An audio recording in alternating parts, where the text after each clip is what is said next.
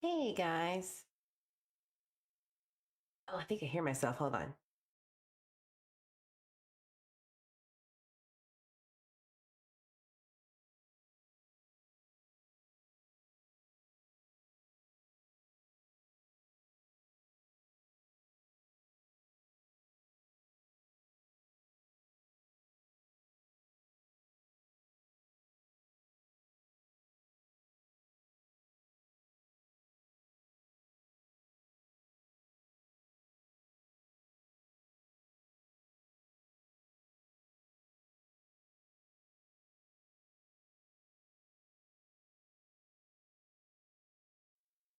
What about now? Yeah. Can y'all hear me? Put a one in the chat.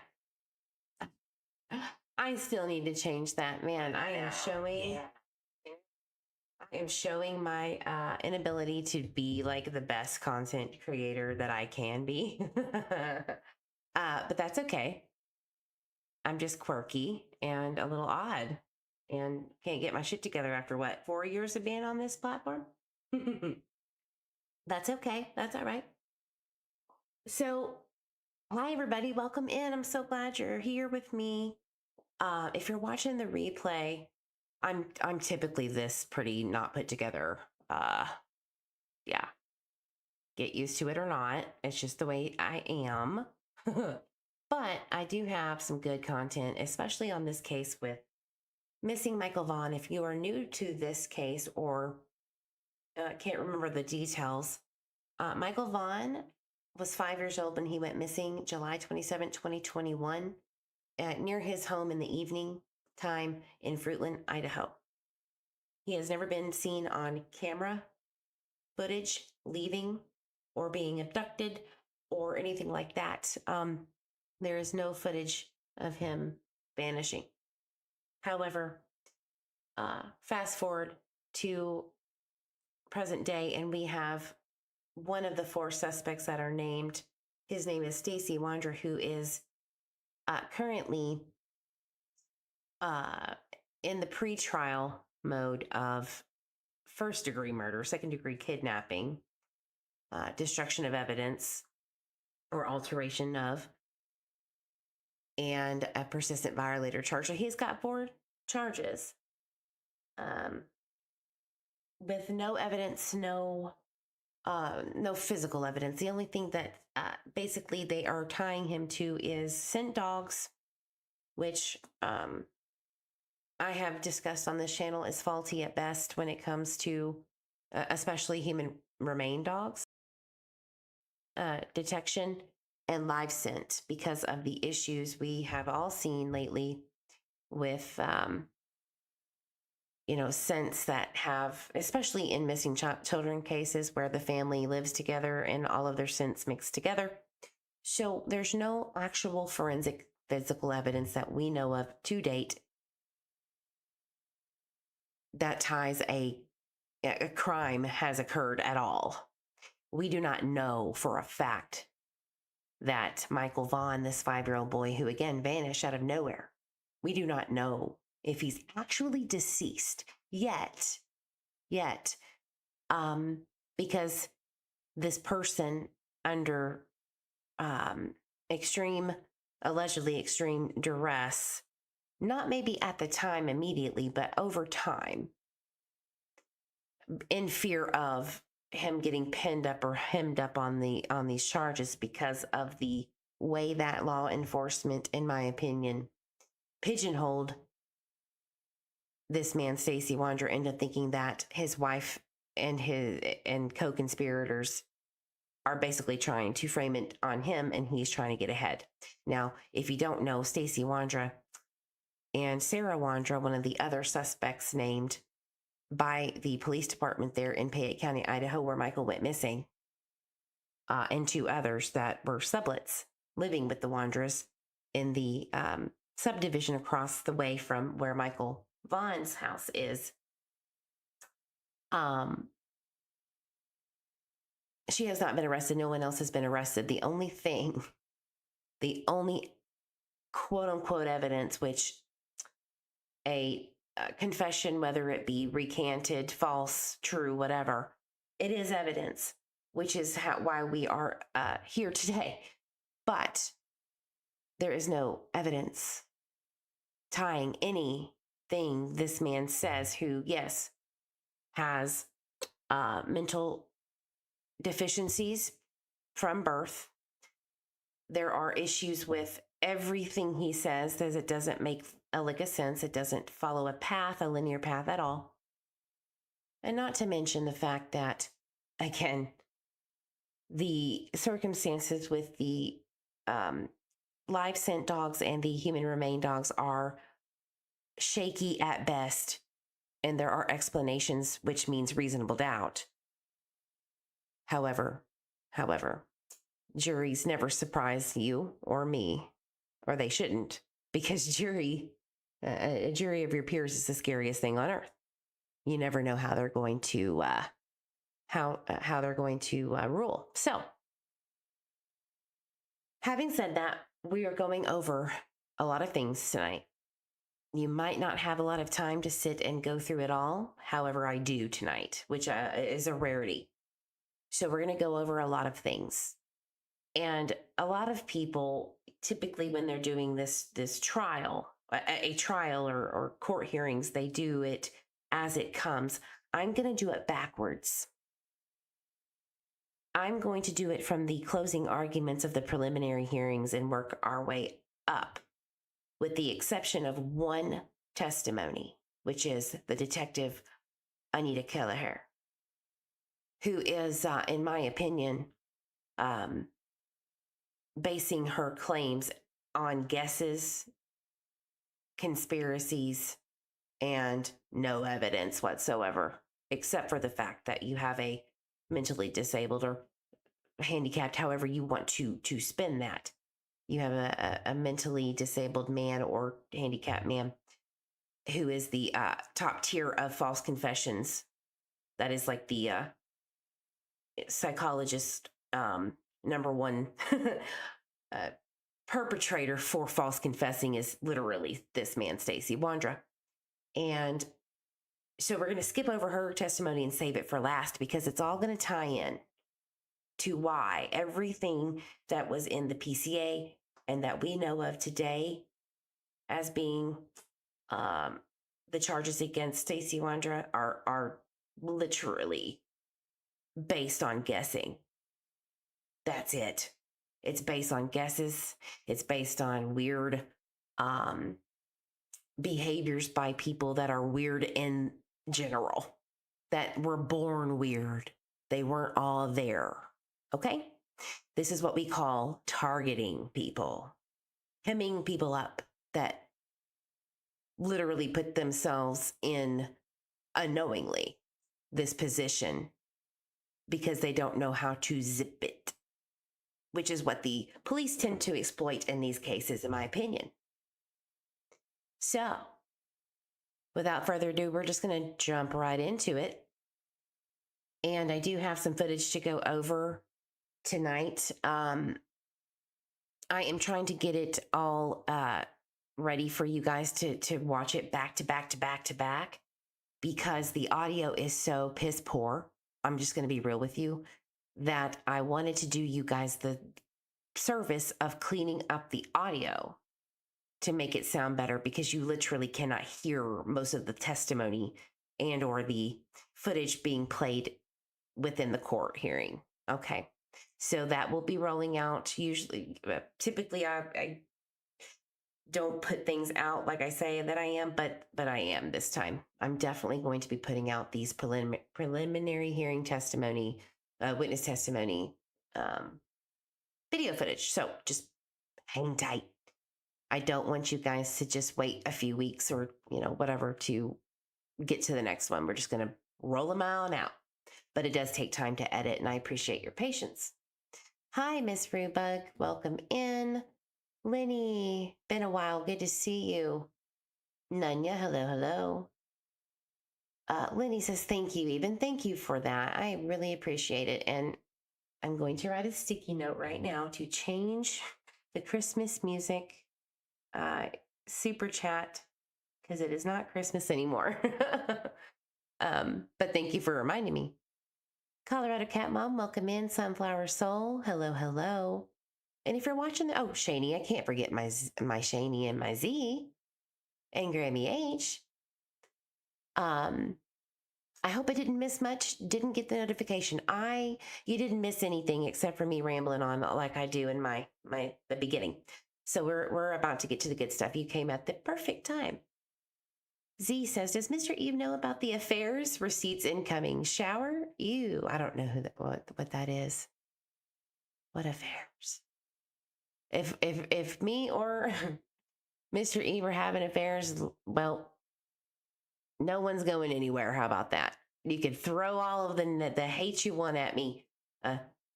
Good luck having that information. I could confess.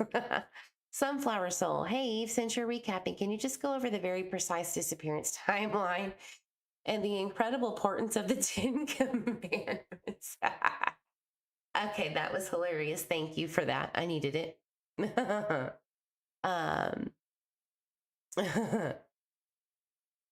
Yeah, we can do that again if we need to. Good Lord, right? All right. So let's get into it.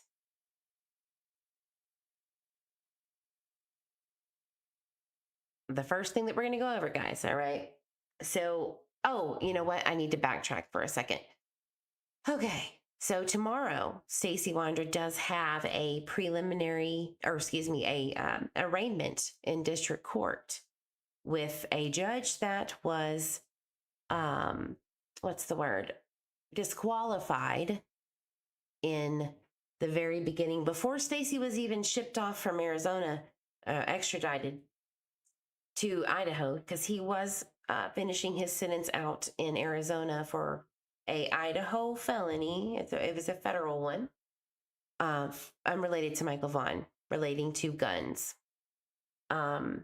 Which that case does not tie into Michael's at all. However, I do believe that some of why he might have been hiding his phone, or the things on it, was to avoid getting caught as a felon with a gun, not because of Michael or having any knowledge. So that little part might play into why I think Stacey wanted to get rid of his SIM card or whatever, even if that's even like a thing. I don't know, but I'm pretty sure that makes a lot of sense, because nobody wants to go get caught, right, with guns on their phones when they're a felon. You know what I mean? But I could be off base. Who knows? So there was a hearing that was canceled for the judge that they had for the district court arraignment. So Brian Lee, the magistrate court judge, did bind over those 4 charges to district court, because this is how Idaho works. You get arraigned in magistrate court, and then you either waive your rights and it binds over to district court, or you fight it, which is what Stacey did. They had a preliminary hearing to get some testimony out of a lot of folks, and some of it we're going to go over today or tonight. And now we're here in district court for the arraignment. And this, folks, is the beginning. This is the true beginning of the case, or the trial of Stacey Wondra, because rarely do you see a district judge with little evidence and no body. Remember, if you're new here or you forgot, Michael hasn't yet to be found. We don't even know, no one knows for sure, except for the real perpetrators, that Michael is actually deceased. Just because Stacey Wondra said all of these horrible things, which you're going to get pissed off here later on as to my theory on why he went as far as he did to tell them what they wanted to hear. It's going to make you upset. And it has nothing to do with Michael. It has everything to do with Stacey Wondra needing to get whatever he feels is promised. No matter how he has to get it, sometimes he will do what it takes, because he is selfish ass. He knows that. But we'll get into that later. So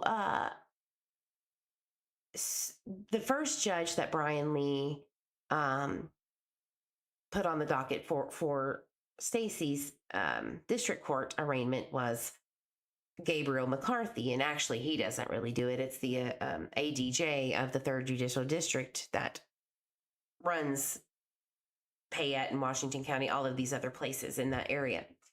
But he was disqualified because every side has the right to disqualify a match judge and a district judge. And so the defense disqualified Judge Gabriel McCarthy because they want a judge that they feel like are going to help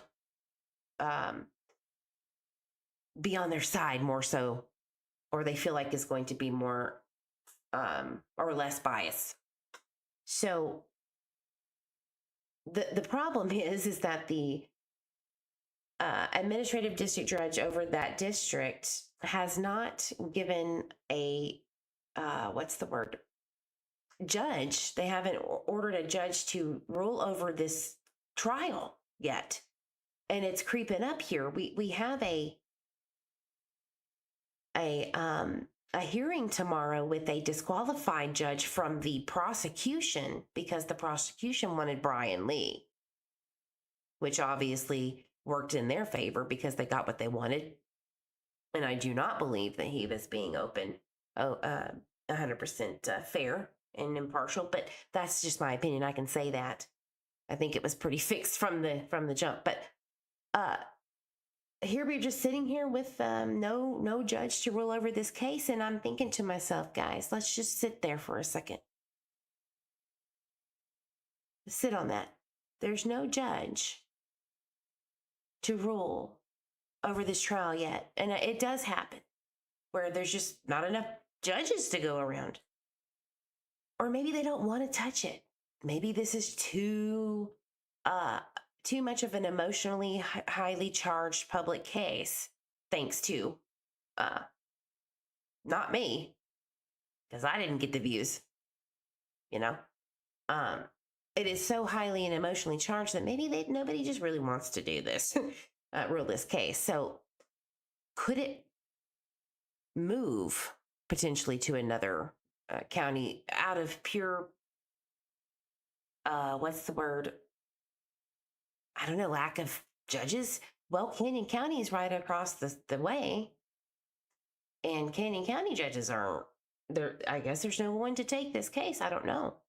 So you can't go to another district, my God, unless you want to move it there, like the Brian Koberger case. So everyone's a big question mark is in the air. But they did agree, the prosecution and the defense agreed to have a hearing with the disqualified judge from the prosecution side, which is Kylie Stucklick. And that is who is going to be ruling the district arraignment. All right. That's who we are going to see tomorrow. And I have watched her over these when Sarah was arraigned and did all of that good stuff. So yeah, she seems to be very fair in my opinion. So I would have liked to have her on if they didn't disqualify her, meaning the prosecution. So anyway, so let's look and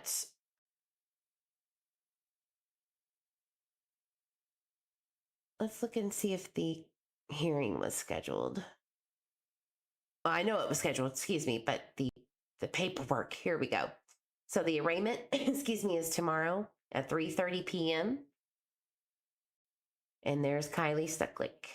I think that's how you say it. I hope that's right. And I do know that KTVB and News 6 will be recording it. I do not believe it'll be live broadcasted. It will be after the fact, which don't you just love that? Oh, the bias that happens with that shit. It's terrible. Yeah, Ruby, thank you. Give Veep some love and remember to hit that like button. And y'all bitches better back off my friend over here. And a lot of other friends too. because you heifers need to apologize over there in the A&W land. Because y'all got it wrong, didn't you, bitches? Everybody ignore me except for the ones lurking in the back, because you heifers are wrong. And I'll get into that. You bet your ass. I will get into the Acadia GMC business. Bitches, that was wrong what y'all did. And I know all about it.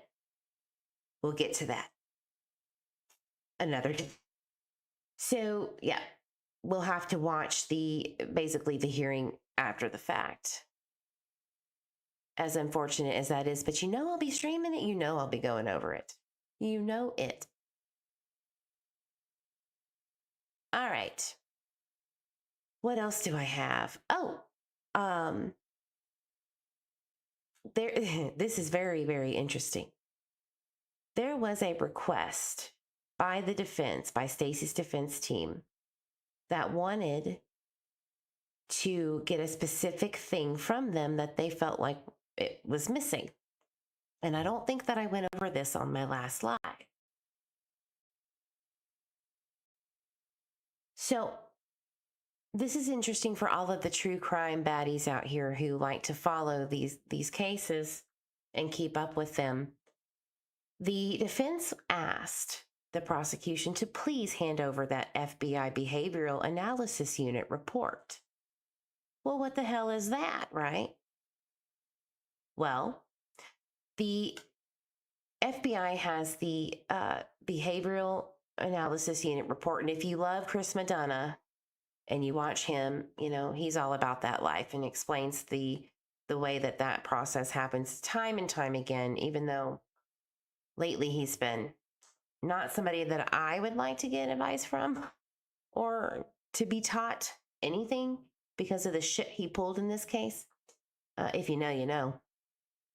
But yeah, this report basically, the CARD team, the Child Abduction Rapid Deployment Response Team, works along with the behavioral unit. It's the third. It's like a division of the behavioral analysis units are broken up into subdivisions. You have like task force related matters. You have hostage situations. You have violent crimes against children, which is that third subsection of the BAU.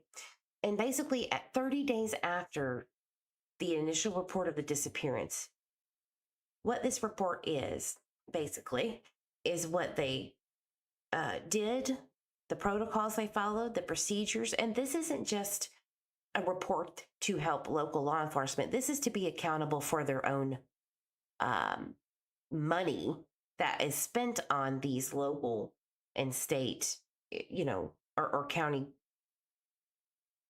crimes. So when they go and get deployed, they have to account for why they did it financially. As an accountant, I would know this. So I've taken a few governmental accounting classes here and there, so I know a little bit about that. And what I found finally, because this stuff does not just come out of the FBI willy-nilly about how they do these things, I did find the policy and procedure for the accounting, which demands receipts. And they basically say after 30 days, this report gives a breakdown of, again, what they saw, what they did, who they worked with, and what is their kind of their theory of the case. Where's the trajectory of this case going? Or maybe what's some advice that they should give the local law enforcement, which is Fruitland PD, to help find Michael, specifically on this case. And from my understanding, it was related back to go look at some other discovery that was already submitted. And I can't wait to see this report if it ever comes in. I don't know if it even exists. It should, because it's required. And the critical incident response group that works along with the BAU team, they have the same standard. They're deployed at the same time. So these two groups do the same thing, literally, for their own little department there. So there should be a damn report. There should be two. Typically, they work together and do one, but there should be maybe two. We shall see if that ever comes into play. I'm very anxious to know what that BAU report says, because it's going to. Did they ever mention Stacey, Sarah, Adrian, and Brandon, the alleged four suspects? I don't know. It would be very interesting. Did they say, hey, if you're going to pursue these people, just know? Maybe there was a note in it that said, dude is Stacey in particular, he's the type that would definitely get a false confession if you pushed him hard enough and said the right things and did the right things. Right?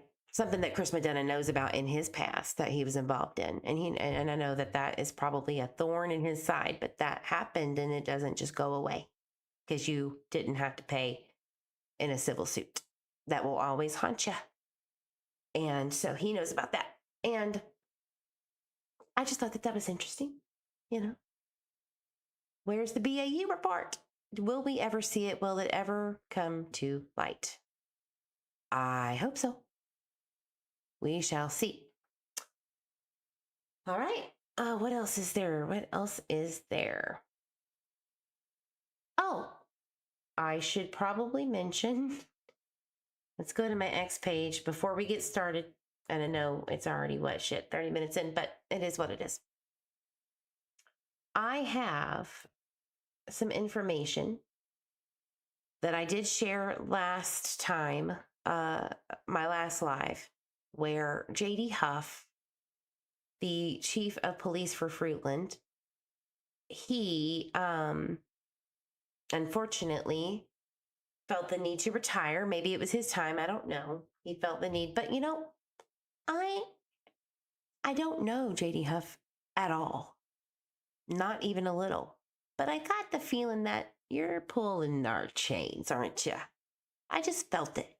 Like, why are you retiring? And your last day is literally right before the preliminary hearings for Stacey Wondra starts. Are you up to something? And, my friend Julie, she definitely pointed out that J.D. Huff's brother in Nampa, who was chief of police, his name is Joe Huff. He pulled this little stunt similar to what I'm talking about here. And basically, he retires and then comes back. And there's a thing called PERSI, PERSI. And basically, it is a policy of rehiring employees from the city or the county or state. And there's guidelines on how to do that. And it's fairly complicated. But basically, it's like, here's the standard for what happens when you do that with your pension, with your insurance, and all your time off, blah, blah, blah. Well, there is, as I called it, okay, he's going to try to get rehired. I don't know when or how or why. But yes, everybody, the reemployment of police chief J.D. Huff action item there. I don't know when they're going to swear him in. If they already have, I don't know. But isn't that something? Isn't that something? Nothing to see here. Nothing to see here. All right. Wrong. So can't wait for that one.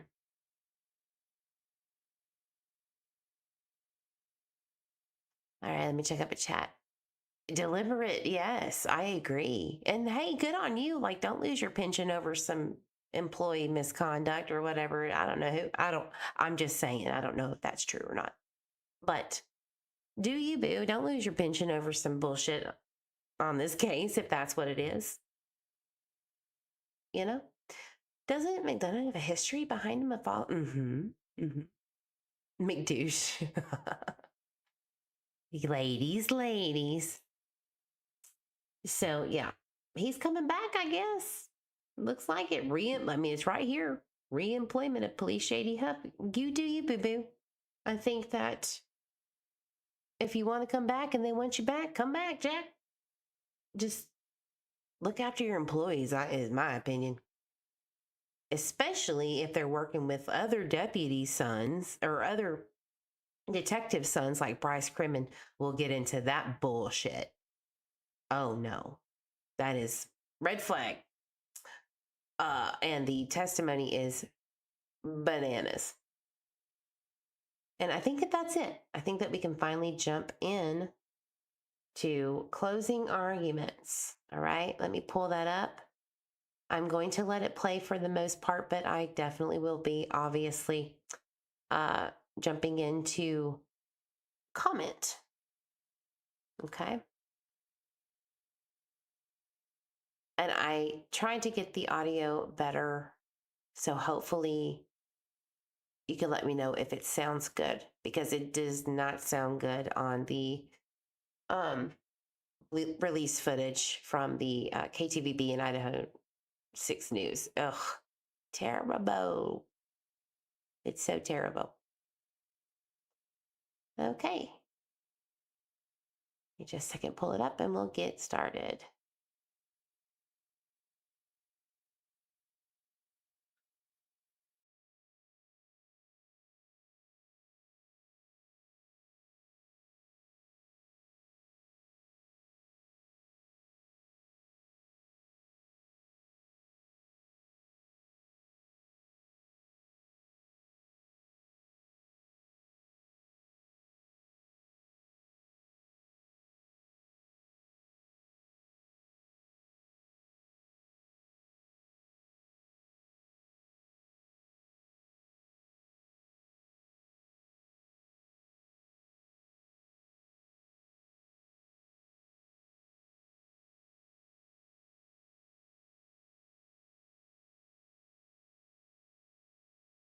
Can you guys hear that? I want to make sure you can hear it first before I let it go. I bet you it works now. Hold on.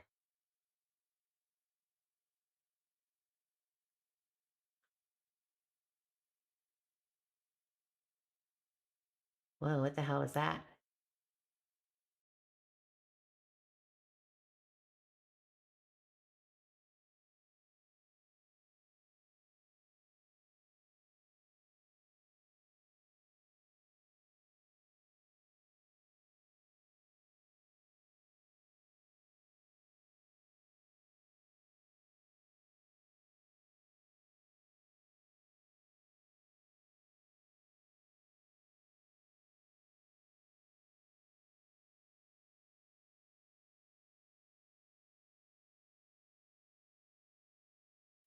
Is it echoing?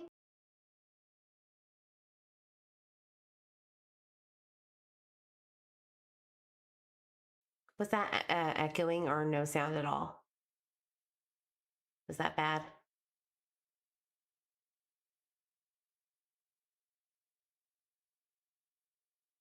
We might have to do the original, and that's okay too.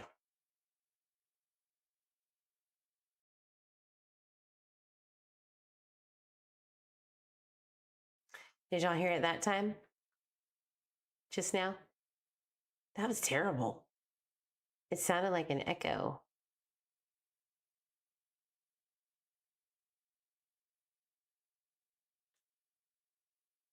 Okay, give me just a second. I will fix it. Thank you, Spotify. I will try to fix it real quick.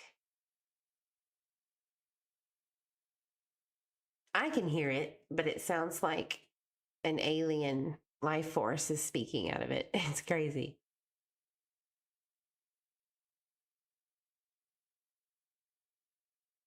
Give me just a second. I'll fix it.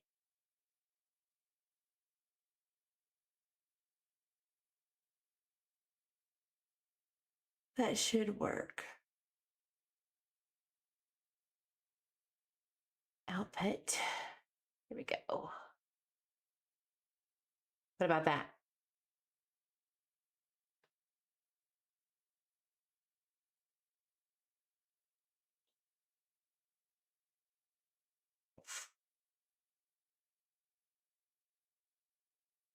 Nothing?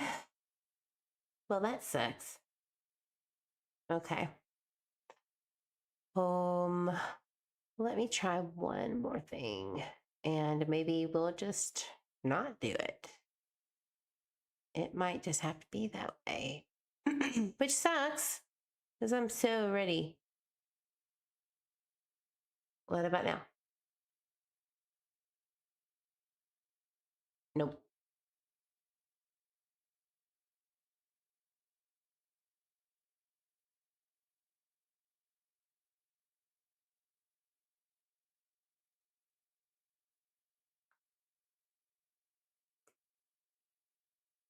Anything?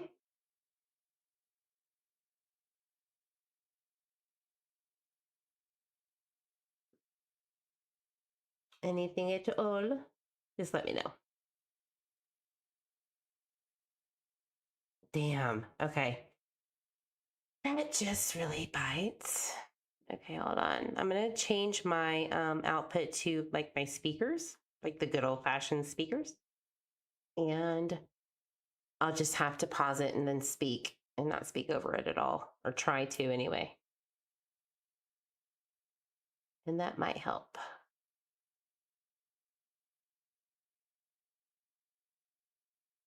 Okay, what about?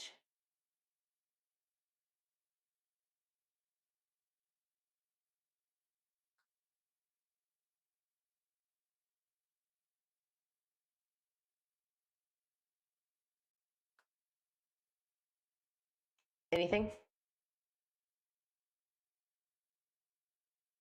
Boo. This is terrible. I don't know why it's not working.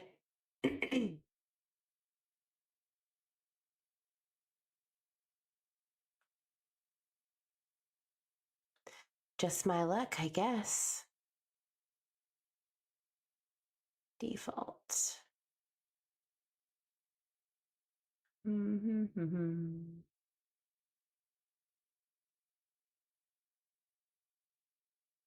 Try it again.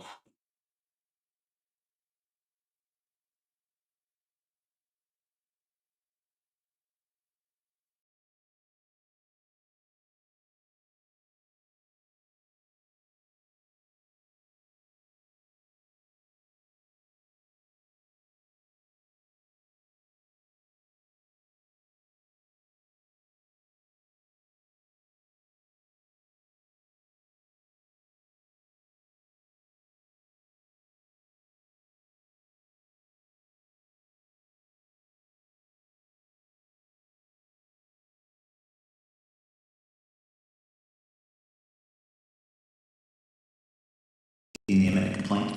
We have, Your Honor. Mr. Duke, if I could have you stand and raise your right hand and be sworn.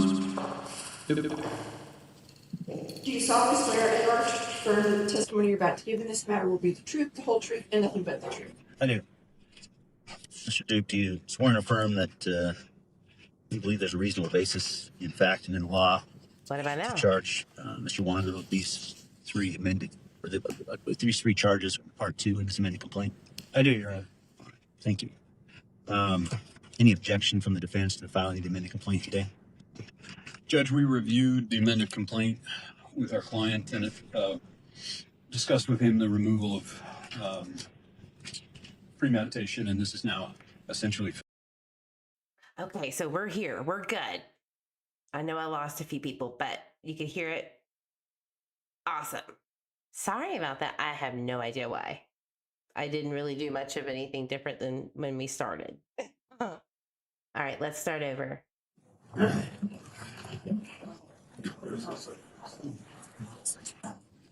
are back on the record to take up the matter of State of Idaho v. Stacey Wondra. That's in case CR 3825-1295.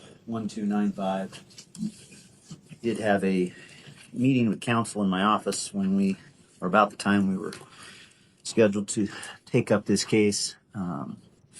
After lunch, I was informed by the state that they intended to file an amended complaint, which I received a couple of minutes ago. Has the defense seen the amended complaint? We have, Your Honor. Mr. Duke, if I could have you stand and raise your right hand to be sworn. Yep. That's a Do prosecution. you solemnly swear and or affirm the testimony you're about to give in this matter will be the truth, the whole truth, and nothing but the truth? I do. Mr. Duke, do you swear and affirm that you believe there's a reasonable basis in fact and in law to charge Mr. Wondra with these three amended, or these three charges, part two in this amended complaint? I do, Your Honor. Thank you. Any objection from the defense to filing the amended complaint today? Judge, we reviewed the amended complaint with our client and discussed with him the removal of premeditation, and this is now essentially felony murder. Explained that to him, and also the language in count 3, adding additional words. We have reviewed that with him, and we have no objection, and we would waive a formal reading. And when you say you waive a formal reading, of course, it's my common practice to tell someone in very common terms what that means, but I presume you've done that. I'm happy to do it again. Sometimes we replow the same ground just to be sure it's covered well, but I have no concerns for myself on that with regard to that. I'd also typically explain to a person when I read it, or when I tell them about the charges in a complaint, amended or otherwise, what their rights are. Would you like me to remind your client of those things, or are you satisfied that he knows?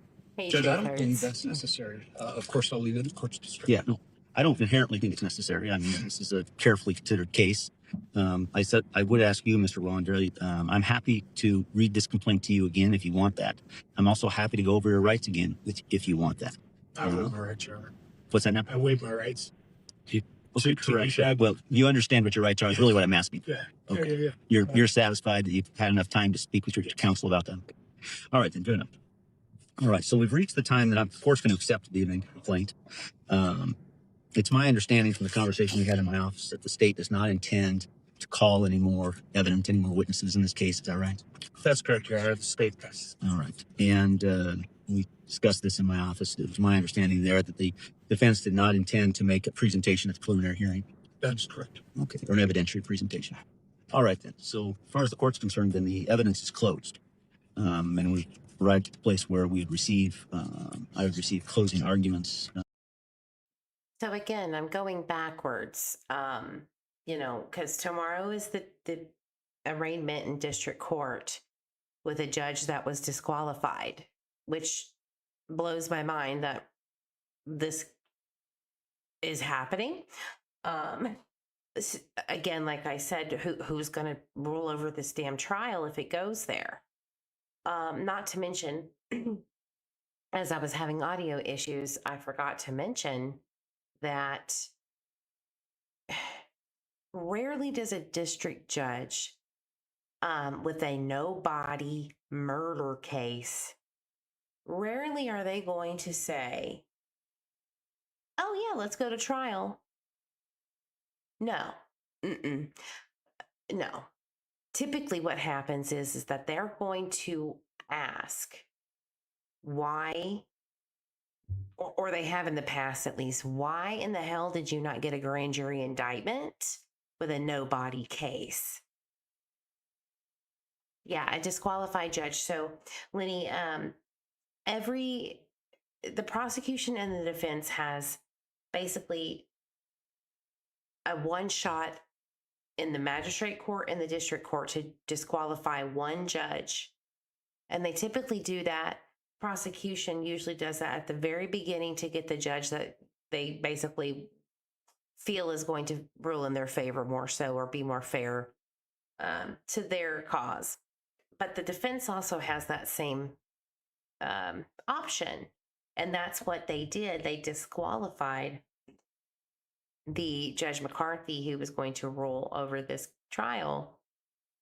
But they disqualified him. So the only judge they have in district court right now, from my understanding, is Kylie Stucklick. But she was disqualified by the prosecution early on. So we're just sitting here. We're just gonna, the defense and I guess the prosecution was like, it's just arraignment, even though it's very crucial. It's the beginning of the end here.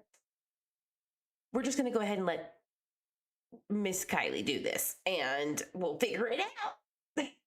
because what they're waiting on is the administrative district, judicial district judge to assign that judge to his case. And no, I don't think anybody wants to. Hi, Mr. Eve. Welcome in. Guess what we're not going to do? Fight over anything said in the chat. What a wild, these bitches, man. You just want to ruin lives for no reason or something? I don't even care if there is a reason. They're not raining on my parade. The audacity. And ignore that, everyone. That was just for Mr. Eve. So, yeah, I don't know what judge they're going to try to get, or if they're going to have to pull somebody from another county in that district 3. But that's kind of bullshit. Why can't you get a judge in that place to rule over this trial? And I think that is telling in itself, guys. I printed out a few things that I found in my research, and I was like, okay. How do district judges usually rule in cases like these? This is actually a kind of an anomaly of a case. There is only one confirmed Idaho no-body murder conviction. And a true no-body case means you didn't take a plea. You didn't, basically, you were convicted by a jury. And there was massive amounts of evidence or a witness that saw it happen, or it was an accomplice, like a true nobody murder conviction based on discussions in the Supreme Court mean just that. Okay. Like, so if you plead for a lesser charge, it's not considered a full nobody murder conviction because you just took a deal. That doesn't mean you're actually guilty, right? You just don't want to be in fear of the death penalty, perhaps. So the only one true nobody murder conviction was Charles Capone. He was convicted in 2014. That poor victim's name was Rachel Anderson. She was from Lewiston, or maybe Clarkston, Washington, the Lewiston, Idaho, that border. And in Moscow, Idaho, ironically, obviously where the Koberger murders happened, who murdered those 4 innocent college kids. Yeah, that's where she died, was murdered. So basically what happened is Rachel was getting her car fixed, and she disappeared after going to this Charles Capone's auto repair shop. Her body was never found. They do know that she was probably put in the Snake River, ironically, because it does run on the border of Idaho and Washington. So there was evidence, a lot of blood loss evidence, DNA, which we don't have in this case with Michael Vaughan and Stacey Wondra's trial. Not yet, anyway. We don't have a thing except for his stupid words, right? So what the prosecutors relied on was the testimony from his accomplice who saw him strangle Rachel and who helped dispose of her in the Snake River. So not only was there circumstantial evidence of, DNA, an accomplice, the blood, there was forensic evidence, right? That, so he was convicted, obviously sent to life, I think, in prison. That would make sense. That makes sense to me. That they would convict someone like that when you had somebody literally watch you do this crime, and then the evidence backs up what they're saying, right? That's one. one case with no body that is a true no body murder conviction, definitely at least in the last half of a century. So wow, we're going to just bind over these charges with no body. We don't even know if Michael Vaughan is deceased, and I don't know how I would ever hang my hat on that just because of this asshole statements, right? I would never be me, never. So what did the prosecution in that case with Capone? What did they focus on? Well, they focused on proving the victim was dead due to the massive amounts of blood loss. Okay. Which would prove through the witness to the accomplice that it was not an accident. He murdered her and he helped move the body to the Snake River. And the defendant did it. Capone did that. Okay. So let's just sit for a second here. You don't have to know a lot about Michael's case. Do we know, just based on Stacey's words, the cause of death? No, because he's conflicted his statement on that many, many times. And there was no evidence to support a crime happened. The time of death, he doesn't know if it was here or there. The duffel bag, allegedly it's some insulin shot, which is such bullshit. We need clarification on that. That's not even it wasn't even in testimony. So that's from the mother of Michael Vaughan, which I think is just insane to just spew that out there during a pre-trial. But whatever convinces the masses, I guess. And then what forensic evidence suggested that ever took place? Well, the duct tape that they found in the back of the truck, which everybody has fucking duct tape in Idaho in the back of the truck. All right. Everybody has duct tape, or people that work on cars or whatever. It doesn't matter. There was no DNA, nothing of Michael on this duct tape that allegedly was binding him, which makes no sense. It just doesn't make any sense. There would be evidence. There would be DNA evidence of Michael on that duct tape, and there was zero. Okay. So, okay, let's take away the forensics. We only have Stacey's yapping his gums. Is there an eyewitness saying that they know for a fact it happened? Not a single one. You don't have Sarah, Brandon Shurtleff, or Adrian Lucian. No matter what you hear or say, they said out here. Don't listen to that, because that ain't proof. I don't care who you are. It's not proof. To date, it has never come out in any capacity officially that somebody eyewitnessed this all go down. And Sarah's rambling statements about God told me who did it, that doesn't count. Because they're one and the same. Sarah and Stacey have a lot of the similar deficiencies, if you will, on getting put in a pressure cooker of a situation. Okay. So was there blood evidence, digital or behavioral evidence showing exactly where they could find an iota of evidence that what he is saying is true? We have not seen that yet, guys. You don't bury a child in the backyard and then casually move him some other time, especially weighing over 400 pounds like the Wondras did. And I'm not shaming them at all. It's the truth. It's just the logical facts, and he already knows that I say this a lot, and he's cool with it. He understands. So there's just no way.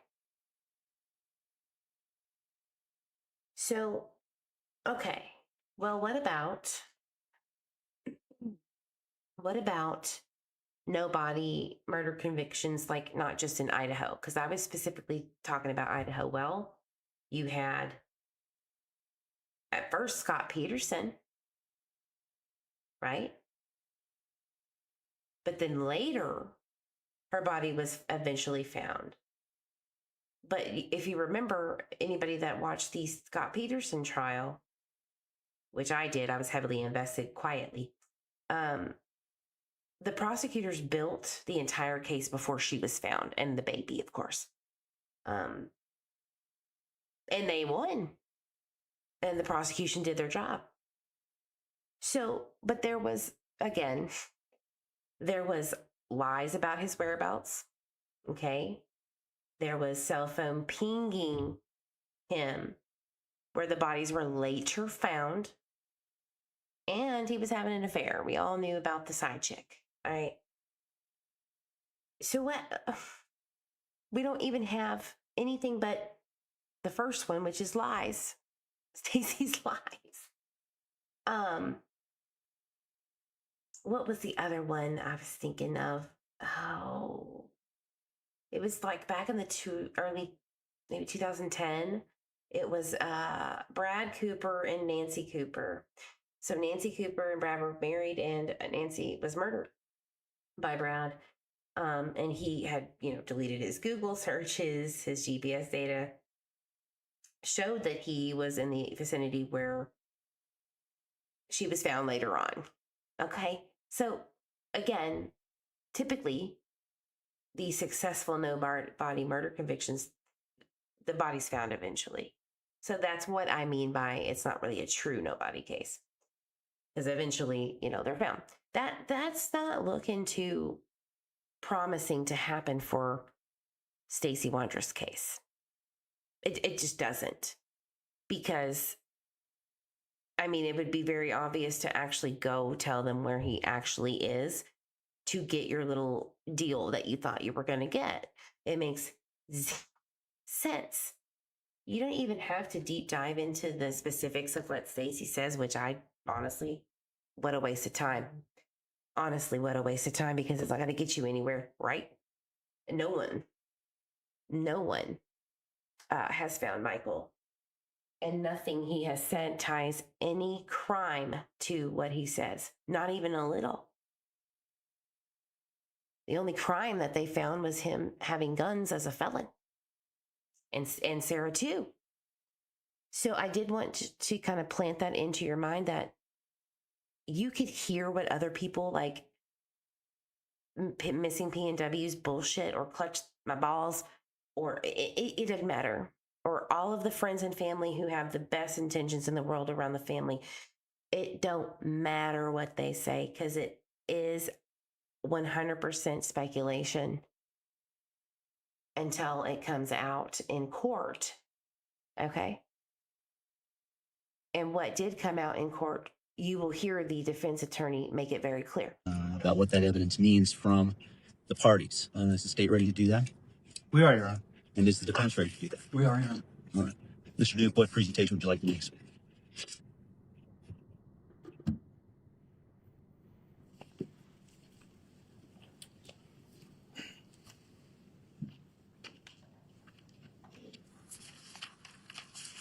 Your Honor, in this case, so the standard for prelim is that there must be substantial evidence on all elements of the crime, and if the court believes a public offense has occurred, and that and then there is sufficient or probable evidence, or enough for probable or sufficient evidence to show that the defendant has committed it, then he must be bound over.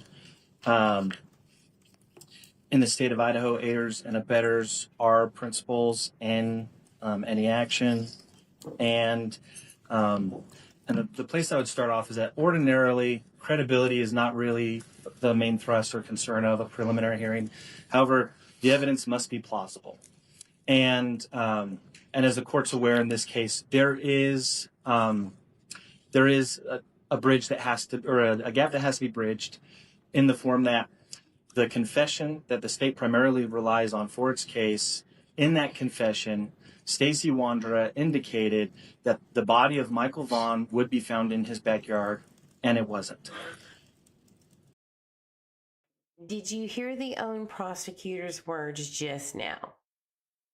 The bridge that they have to gap, they already know this is an uphill battle. Mike Duke already knows it. The bridge that they have to gap is what Stacey confessed to and what they didn't find, which is Michael Vaughan, or a crime even actually being committed at all. There's no DNA evidence to tie any murder at all or any kidnapping at all. They have these people on CCTV footage meeting Stacey, Sarah, and Brandon in the red GMC truck, pickup truck, on Southwest 8th in Arizona, right before the stop sign, putting, the fluid into the car in the truck, power steering fluid in the truck, and no Michael being put into anything at 7:08 p.m. It didn't happen. No kidnapping occurred. There's no evidence of a crime ever being committed, guys. But the state, we still view his confession as credible, and that it does describe the actual events that occurred. But in order to bridge this problem of the body not being where he said it would be, there's a few things we would ask the court to look at. One, the body was buried, according to Stacey, on July 28th July 28th of 2021. And the backyard was not searched until November of 2022. When he was asked in November what detectives could look at to corroborate his story, as far as to verify the validity of it, he indicated the trike. The trike. So now we know why the trike exists in the first place, or is a problem. It's not actually a problem. It's Stacey regurgitating what he heard from law enforcement. He said that multiple times after the false confession. He explains to me, not only me, but way before I ever came into this picture, to his mom, right? To people that he was talking to as informants for probably Fruitland Police or somebody, maybe the Idaho State Police, but definitely Lynn fucking, you know who you are, Lynn. That $200 for your iPad replacement, that's cheap. You should get more for that, bitch. So anyway, yeah, Lynn's a hoe, for show. An informant looking ass. And a sucky one at that, because she didn't get him to cough up anything worth a damn. So good job. But anyway, he had said repeatedly to others, many others, that he was just giving them what they wanted to hear and regurgitate what they were saying so that they would believe him, so that he could get not just some kind of deal. It gets worse than that. There's a money motive here, in my opinion, because later on, maybe the next live, because we won't get to it today, you're going to see that Stacey is asking his mom, well, is dad going to give me the money on my commissary? That's why he wanted to talk to his mom so bad. And let me tell you something. Speaking to Stacey for as long as I have now, it's a habitual thing to always try to find a come up. And would I put it past Stacey to do that in a missing child's case? He did it. I think that money was the motivation, and not only that, but to not get hemmed up on a charge he didn't, in his mind at the time, didn't do, and his soon-to-be ex-wife and the roommates are trying to pin it on him. it's really fucked up how the police did this, in my opinion. We're still missing two videos of interrogation footage too. So we'll see about that. Maybe the FBI has that. I don't know. Maybe there's something fishy going on here. So the trike comes into play because he says it was on some boxes in the garage. I hadn't seen it there before. At one point, he says that the story of the trike came from law enforcement, not his memory. He then changed. Aha. Now, how many times did he go on YouTube? Plenty. And talk about his experience and his, he's trying to clear his name while also trying to get his come up every chance he could. I want $200 for an interview. I want $100, whatever. That's what he does. That is a very consistent problem. And you could think, oh God, what an awful human being. Well, okay. Can't shame you for that. However, it doesn't make him a murderer. It just makes him a manipulative little shit. And that's not a crime. Maybe sometimes, but not against a child. So he is literally, the prosecution is helping me out here through this video by saying he said it because law enforcement already gave it to him. He told me and others on YouTube that in May of 2022, in Idaho, either Idaho State Police or maybe it was Chris McDonough or maybe Matt Sly from the Idaho State Police showed him a picture of a tricycle in a garage with no timestamp, no nothing, and he didn't know anything about it. But then later on, during these, different interrogations, I guess, he's spewing all of this crap because he remembers, obviously, about the trike being questioned about the trike. So, his money motivator in many different ways, maybe even, I'm not going to go there, but definitely with the mother, because he's thinking immunity deal, no problem. I didn't do anything. I'm going to make up a bunch of bullshit. They're going to know that, hey, I'll go help search for him since we didn't get it right because I knew I was lying. He's thinking I won. I got one up on the police because of the bullshit they've been doing to me. It's very clear. It's so clear and so obvious that this is a sham. So even the prosecutor is agreeing that he's saying that he regurgitated this bullshit because he heard it from police.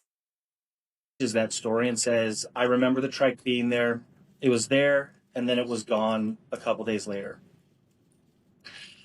His neighbor, Carson Starkey, identifies the exact trike, or identifies a trike that's sitting behind the gate of the Wondra's property. Absolutely. Behind that gate is exactly where a live scent tracking dog showed interest when it was given the scent of Michael Vaughan in. Excuse me? Might do. Let's listen to that again. Trike, or identifies a trike that's sitting behind the gate of the Wondra's property. Behind that gate is exactly where a live scent tracking dog showed interest when it was given the scent of Michael Vaughan in August, just after Michael had gone missing. Okay, Mike Duke. So put your thinking cap on. He's been told this information by law enforcement. It just so happens that a dog tracks live scent. Live scent? Well, okay. That would mean Michael wasn't dead.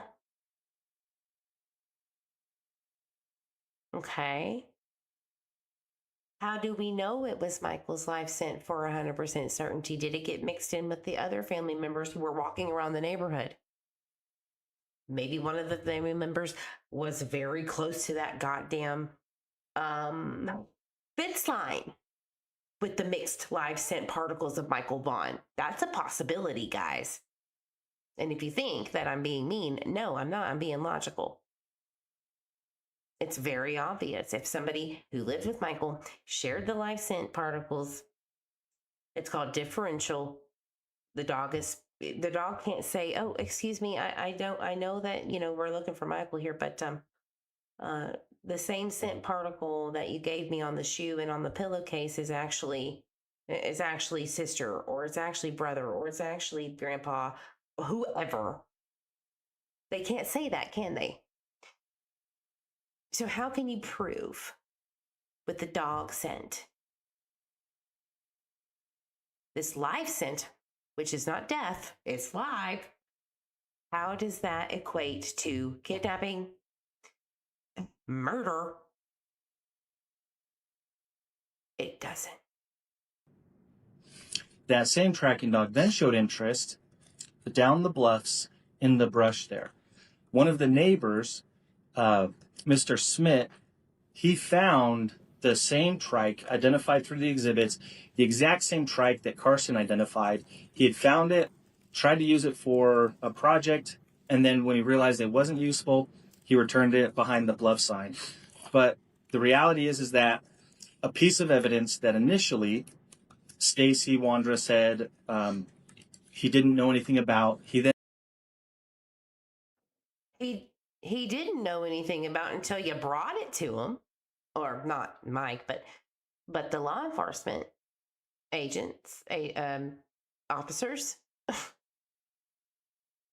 So how can you differentiate him taking what y'all told him and spinning it into what you want to hear? How are you going to say for 100% certainty without evidence that that is the case? This is speculation. This is just pure conjecture, Mike Duke. and said it would corroborate his story. A live scent track dog followed that evidence when it was given the scent of Michael Vaughan. And so there's one component that shows some veracity to his statement that Michael was indeed put in the backyard. The other piece of evidence, or the next piece of evidence, are the cadaver dogs. Cadaver dogs are trained to alert to the scent of decomposing human remains. We had on testimony for the court at least 2 certified dogs that alerted to the presence of human remains in the backyard of the Wondras' home. And so, while not dispositive, it does show that at some point. While not dispositive, meaning while not with certainty, or at least a little bit of certainty, it just infers, it kind of hints at, it kind of tiptoes along the line of possibilities, Well, that's called reasonable doubt, Mike. And why didn't you get a grand jury indictment? How many times did you try to get one and you couldn't get one? The scent of decomposing human remains was present in the Wondras' backyard. And then finally, Stacey, he identifies that at one point, Michael was given a green stuffed animal that they had used as a chew toy for their dogs in order to try to calm him down. Evidence that came in through Anita Kelleher was that Kay Ramsey, the owner of that property, or the mother of Sarah Wondra, said that the dog dug up a green ear of a chew toy, but that it got thrown away before they could collect the evidence. But all of these. Okay. So dogs dig that they bury their toys sometimes, especially if you have a bunch of cats like Sarah Wondra did. She had a fucking shit ton of them. And wiener dogs, as we call them, dash hounds, they love to dig. Don't make me pull up that doggy video again. I'm going to do it. I don't care what y'all say. I'm going to do it. Because it's so adorable. But that's literally what they're bred for, is to dig out vermin.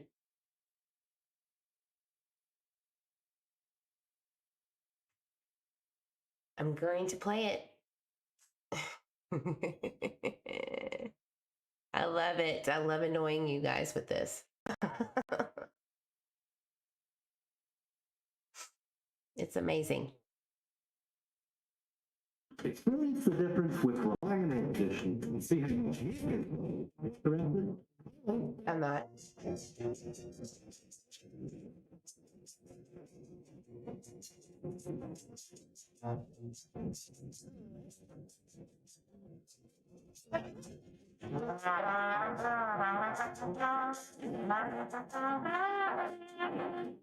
That's what they do, guys. They dig stuff, you know? They dig it up, they bury it, they dig it up again. That's just what they're born to do. Okay. Nothing to see here. So whatever Kay says, now they're going to use Kay as a weapon because they're going to conflate two things that don't exist together. The green ear, all that is exactly what Kay said. It's just an ear. You know, the dog buried it. They were covering holes from the dog digging all the time because that's what they're born to do, right? And she just so happened to find this damn ear piece to it and threw it away. It's really nothing. It's nothing.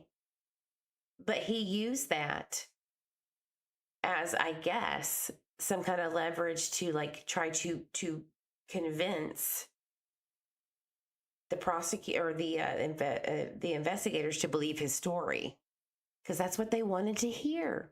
And look where he is. Dumbass. Things go to show that Stacey's statements about the trike being in play, also this green shoe toy, are corroborated by the evidence that law enforcement collected and through their investigative techniques. And there's also the reality that bodies can be moved. Every time law enforcement finds one, they move it to examine it. So this is something that this is a thing that can occur. And so the first kind of main concern there, whether or not the fact that Michael was in the ground, we would ask the court to find that the confession is still plausible and that it still meets the criteria and the evidentiary standards, because it's the theory of the state that the body was moved after it was buried, according to Stacey's own comments.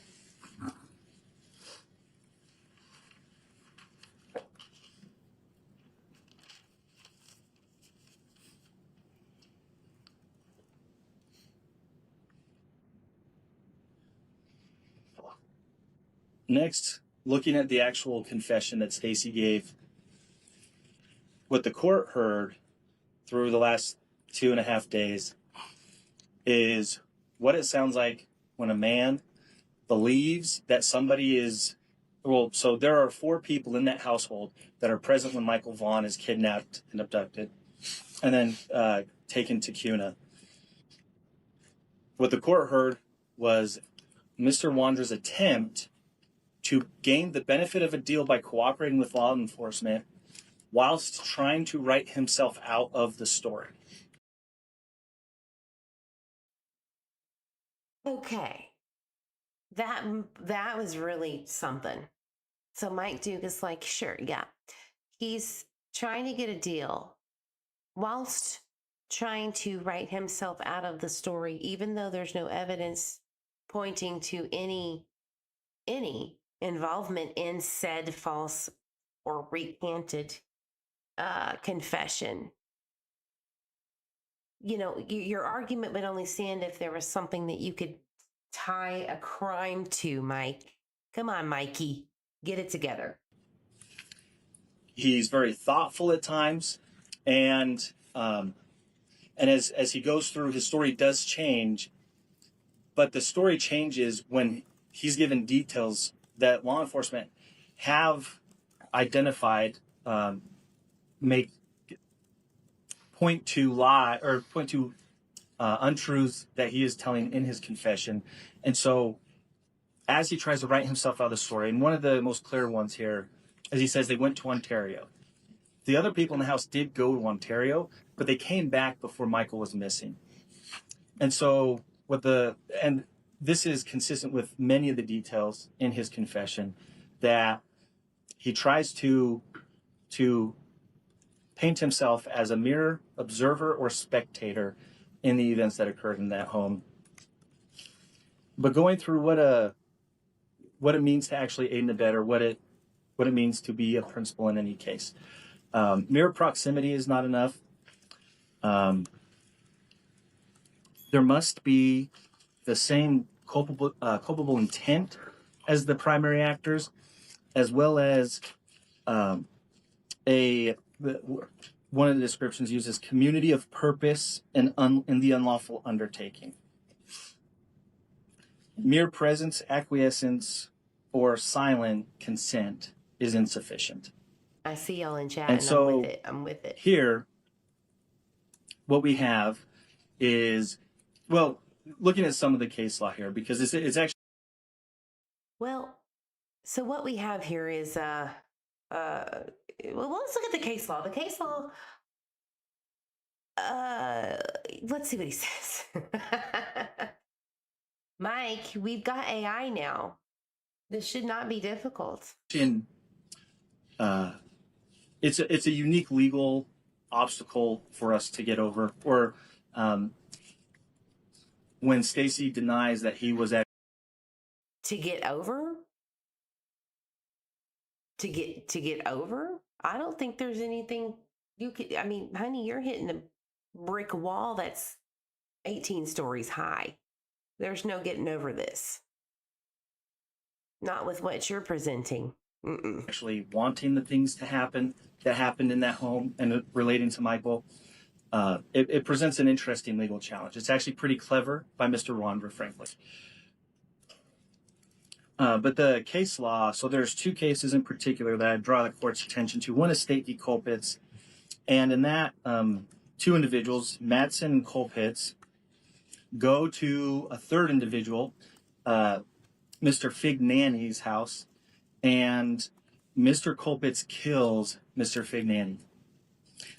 The question becomes, was Mr. Fignani, I swear I think he's trying to hold it together because if I had to say Fignani in a live court, I would laugh just like I'm doing now. You would have me out of the fucking courtroom disbarred. Lord, say Fignani 100 times. Eventually you're going to laugh. Madsen, a co-conspirator, or that she aided and abetted in that by accompanying him to the property and to his apartment where the murder took place. And one of the questions the court's asked is, did she know that that was the intent of the individual who committed the murder? And was she aware that that was going to happen? And they said it was properly an issue for a jury because she testified that she didn't know he had a gun and didn't know that's what he wanted to do. And the reason I point out those facts is because what the court seems to be interested in that case is whether or not there's foreknowledge that a criminal enterprise was going to take place. Whether or not she was aware that he intended or was engaging in criminality. Well, you'd have to prove that, but I'm pretty sure if you flip the table on the criminal bullshit that's happened to other people that were alleged suspects in the family's eyes in the beginning, that was a goddamn conspiracy. That was a conspiracy because of the shit that people would pull, and that they are doing it right now to people that I care about that have been here from maybe not the beginning, but people that care. The conspiracy is happening in front of our face and they're getting praise and worship for it. It's not Stacey. It's the other side. That's the conspiracy, and we'll probably see that come to light soon. Similarly, in and I'm not good at the last name here, State v. Sensenig, there's an individual who meets up with a man and his stepson, and they start their enterprise together around 5 p.m, are not doing anything criminal. Around midnight, the stepson and this third party drop the father off. He engages in some burglaries, and then they come pick him up about 15 to 20 minutes later. The court identified two components here that they examined, and they determined that it was an issue for the jury. But they looked at A statement he had made, or a statement that the stepson had made while the father was not in the car and while he was engaged in his burglary. He said that his father was the stealingest man in the country. And so the courts acknowledged that that might. All right, so we have Abby, Miss Abby here at the defense, the crew, the defense crew. We have Isaiah Govia, who runs the 3rd Judicial District. And then we have the lovely Tony Geddes, who I adore just by watching him, because he's like, you did not just say the murderingest, thievingest man. You did not. Let's go back. While the father was not in the car and while he was engaged in his burglary, he said that his father was the stealingest man in the country. And so the courts acknowledged that that might give some indicator. And then the question was, did this third party who was with them, were they aware when they went to pick him up that he was engaged in the act of burglary when they went to pick him up? And again, in that case, what the court seemed to be looking at is, did the aider and abettor know that they were participating in some criminal act?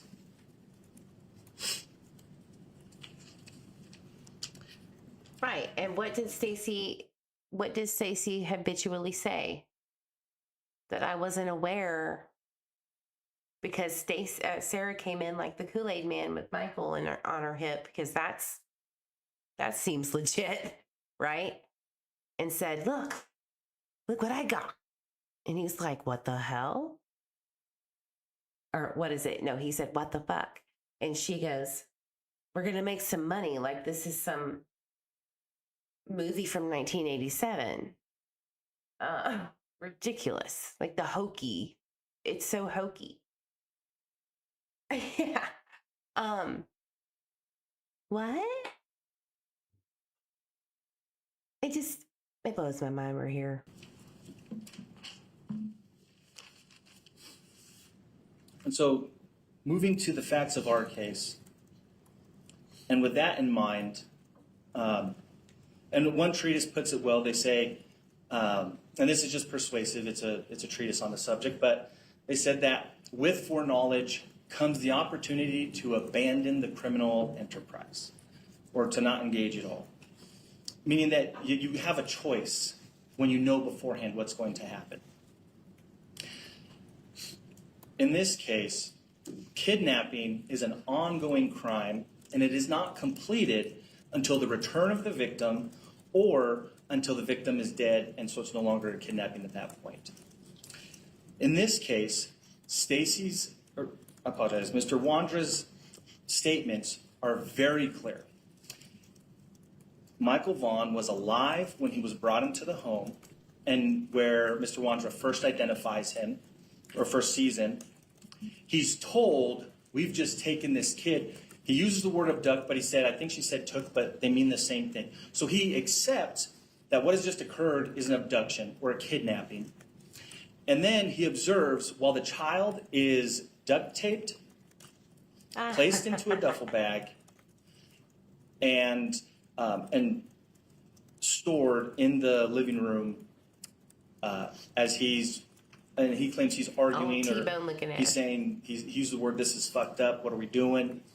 And so his testimony is that he objects at this point, but he very much knows that a kidnapping has just occurred, that Sarah Wondra is one of the people who is committing that Adrian Lucini is one of the people, and that Brandon Shurtleff, that those three individuals have just kidnapped a child and have placed him in a duffel. Now Adrian's freaking Italian.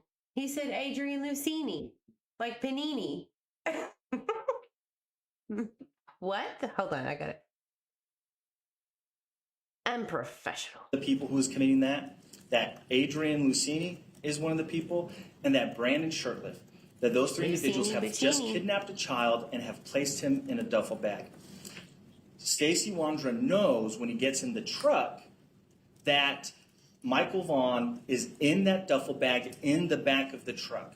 When he leaves the house with those two individuals, Sarah Wondra and Brandon Shurtleff, he knows that they are engaged in the act of kidnapping. And he knows that it's still ongoing because he describes hearing Michael scream when they stop on 8th. And so he knows Michael's still alive and he's still going with them. One of the statements that he made.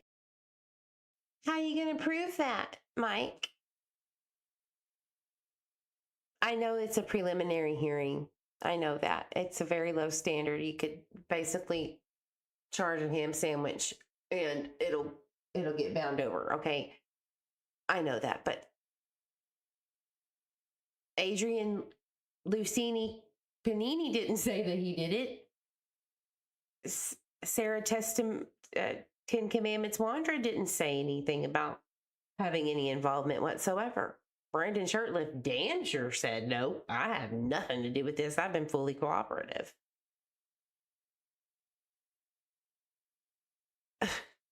So prove it, Mike. Prove it with something else. It is that they were trying to establish an alibi. He comments on the use of the word alibi because he says, well, in this case, it's true, so it's not an alibi. That's not the actual legal definition of an alibi, but the meaning of the words he uses shows that he understands what it is they're trying to do, which is create a story that hides the fact that they're involved in Michael's disappearance. And he explicitly or create a false made up La La Land to get whatever he wants, which is what the BAU bulletin said at some point, because Juanita testified that she didn't know nothing about this bulletin that basically warned her that if she said the right things and did the right things, that this would be a potential false confession case. She was warned. Explicitly states that the alibi was to convince people they didn't know what happened to Michael, but that wasn't true. They did know what happened to Michael. That's how he phrases it.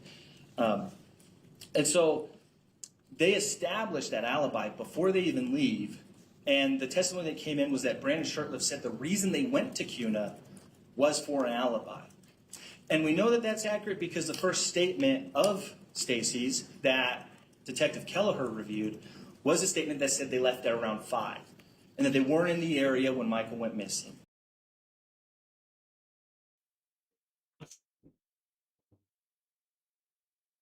He did it. He triggered the word time. Time is a trigger in this case because the timeline hasn't made sense, never will make sense to this day. Even in the recent testimony of Brandy and Tyler, there were lies that were spread from the very beginning, as we know now. Never heard about certain details, such as going to the bluffs or Tyler driving down the dirt road. Fancy that we leave that out, but then we can go on Chris Madonna and tell a whole different story. And then he gets to be involved in the case of investigating the perps. Fantastic. This just, chef's kiss of a case, right? No corruption, no mishandling of a case whatsoever. Well, later that was determined to not be true, but that just goes to show that when he went with them to CUNA, he was helping them establish an alibi, and the alibi was to tow a car back. He brought the chain, the tow strap. During the course of that enterprise, when they're bringing the car back, and I believe the tow strap breaks, he's the one who fixes it so they can complete that maneuver. And the important thing here is that he said the purpose of that was so people wouldn't know they were involved with Michael. One of the elements of kidnapping is to secretly convey a child to another place.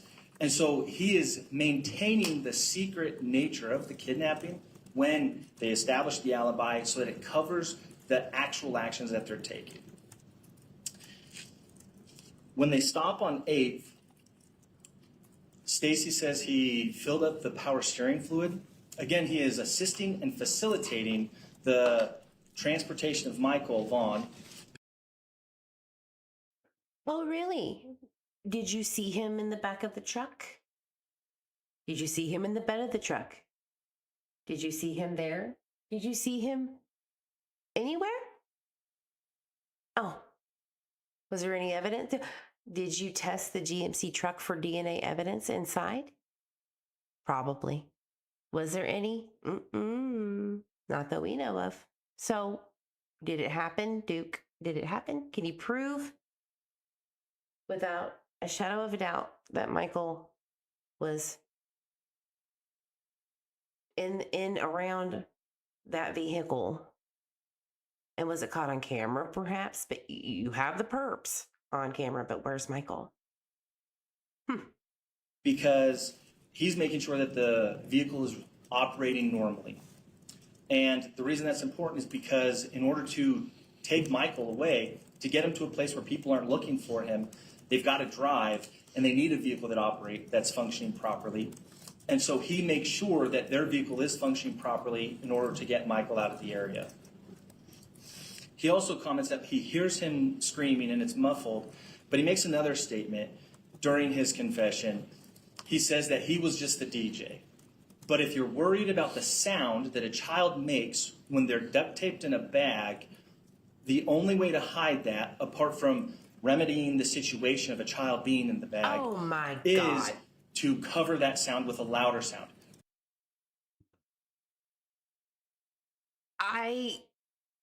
I think I tuned Mike out at this point, so I really didn't hear that.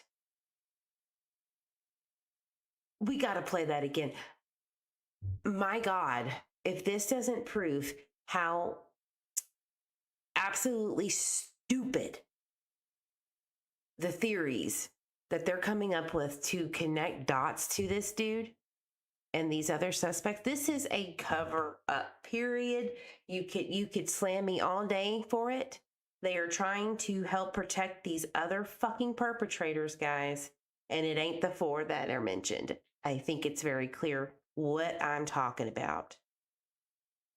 Because that's what you have to say to get to your point, that he says that he was just playing DJ, which is literally a term for I'm the guy that puts the music on. That's all it means. But he jumped so far into La La Land, and I'm going to make shit out of my ass, that now we're having to say things like drowning out the sound of a screaming child, as if music could even do that in a neighborhood full of people. They would probably wonder why the hell the thumping music in this little GMC, it's gonna draw attention, wouldn't you think? My gas is flabbered right now. Mike, lay off whatever you're taking to jump to these conclusions. Somebody take his jump to conclusions mat away. Your privileges are revoked. He said he was playing music. That is actually evidence that he was trying to further conceal the fact that Michael was with them in the truck.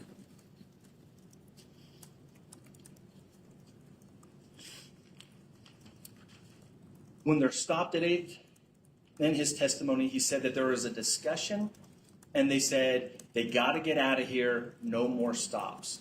And so again, there's conversations about what to do about the fact that they've got Michael Vaughan in their vehicle. And another component of someone who's aiding and abetting is if they counsel with the other principals. And several times throughout his testimony, he says Sarah would ask what to do. Now, he always responded with, got to call the cops. But then he goes with them to CUNA. And so even though he says, oh, do this thing, that's the right thing to do at this point in time, his actions do not match the words he's using. He still goes with them. I don't think Mike listens to his own self. I don't think so, because he's just literally saying what I'm saying. That he's saying one thing and doing the opposite while also saying that this is why I did the opposite. And here I'm going to do the thing that you wanted me to do. Like he's literally just playing everyone. That's just what he does. Doesn't make him a murderer. Doesn't make him a kidnapper, even if he says it. Because how are you going to know for a fact what's true and what's not true? You got to have the evidence to support it.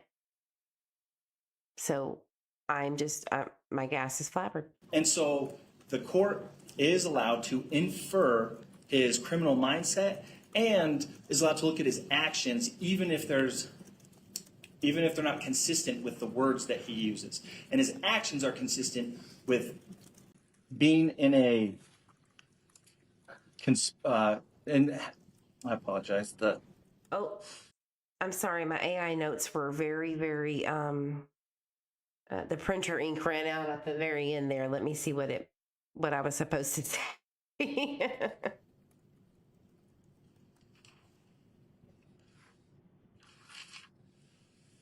His actions are consistent with being in the same joint enterprise as the people who are committing the other primaries committing the actual kidnapping.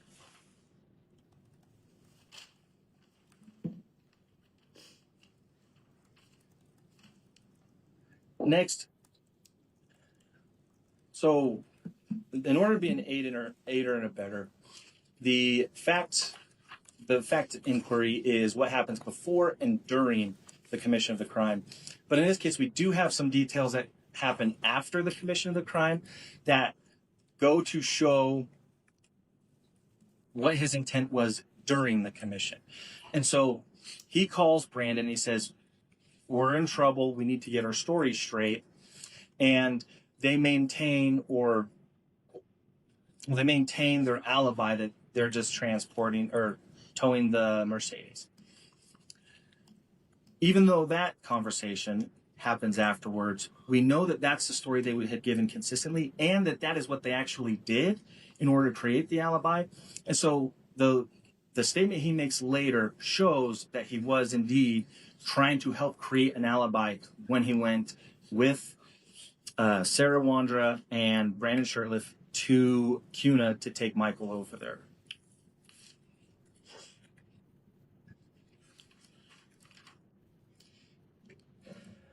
And then finally on the issue of his joining in a community of purpose with Sarah and Brandon, his mindset is part of the element of whether or not he's an aider and abettor.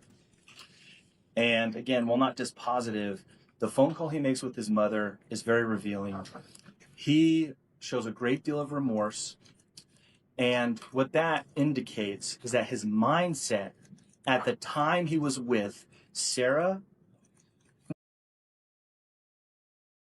I'll go ahead and put my own theory out there really quickly, just because I think that he was upset at the fact that it didn't work. His bullshit lies didn't work. He thought, okay, they're not going to find Michael because I know he's not back there, but I'm going to blame everybody else because I don't know what they're trying to do to me.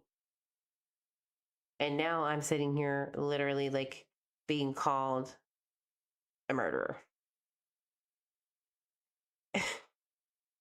So the setup was real. No doubt about it. Wondra and Brandon Shirtliff is that he feels like he was engaged in a common scheme with them, that he and so the words the courts use is community of purpose.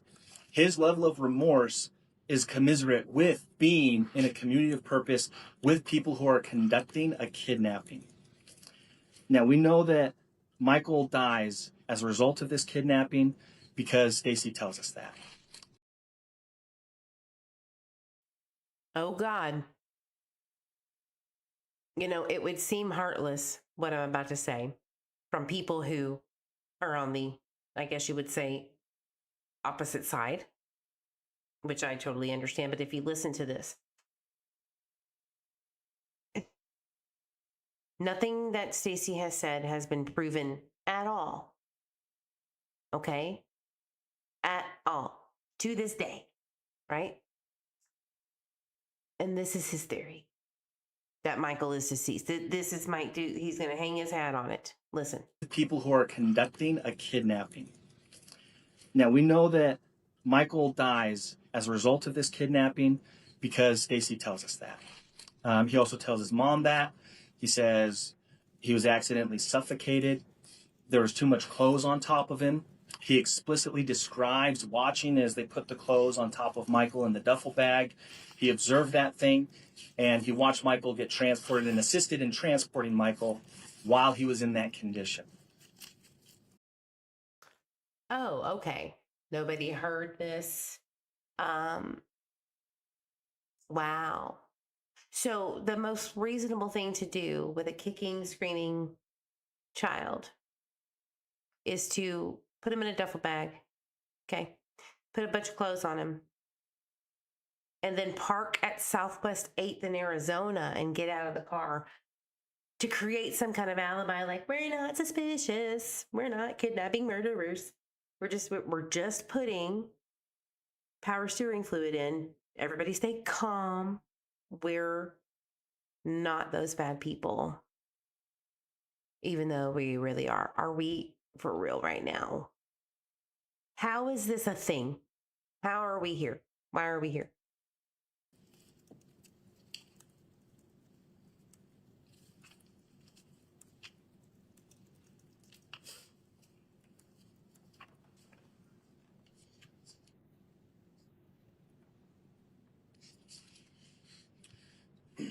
And so on the final thing I would say on the issue of whether or not he sufficiently Amen. joined in the illegal enterprise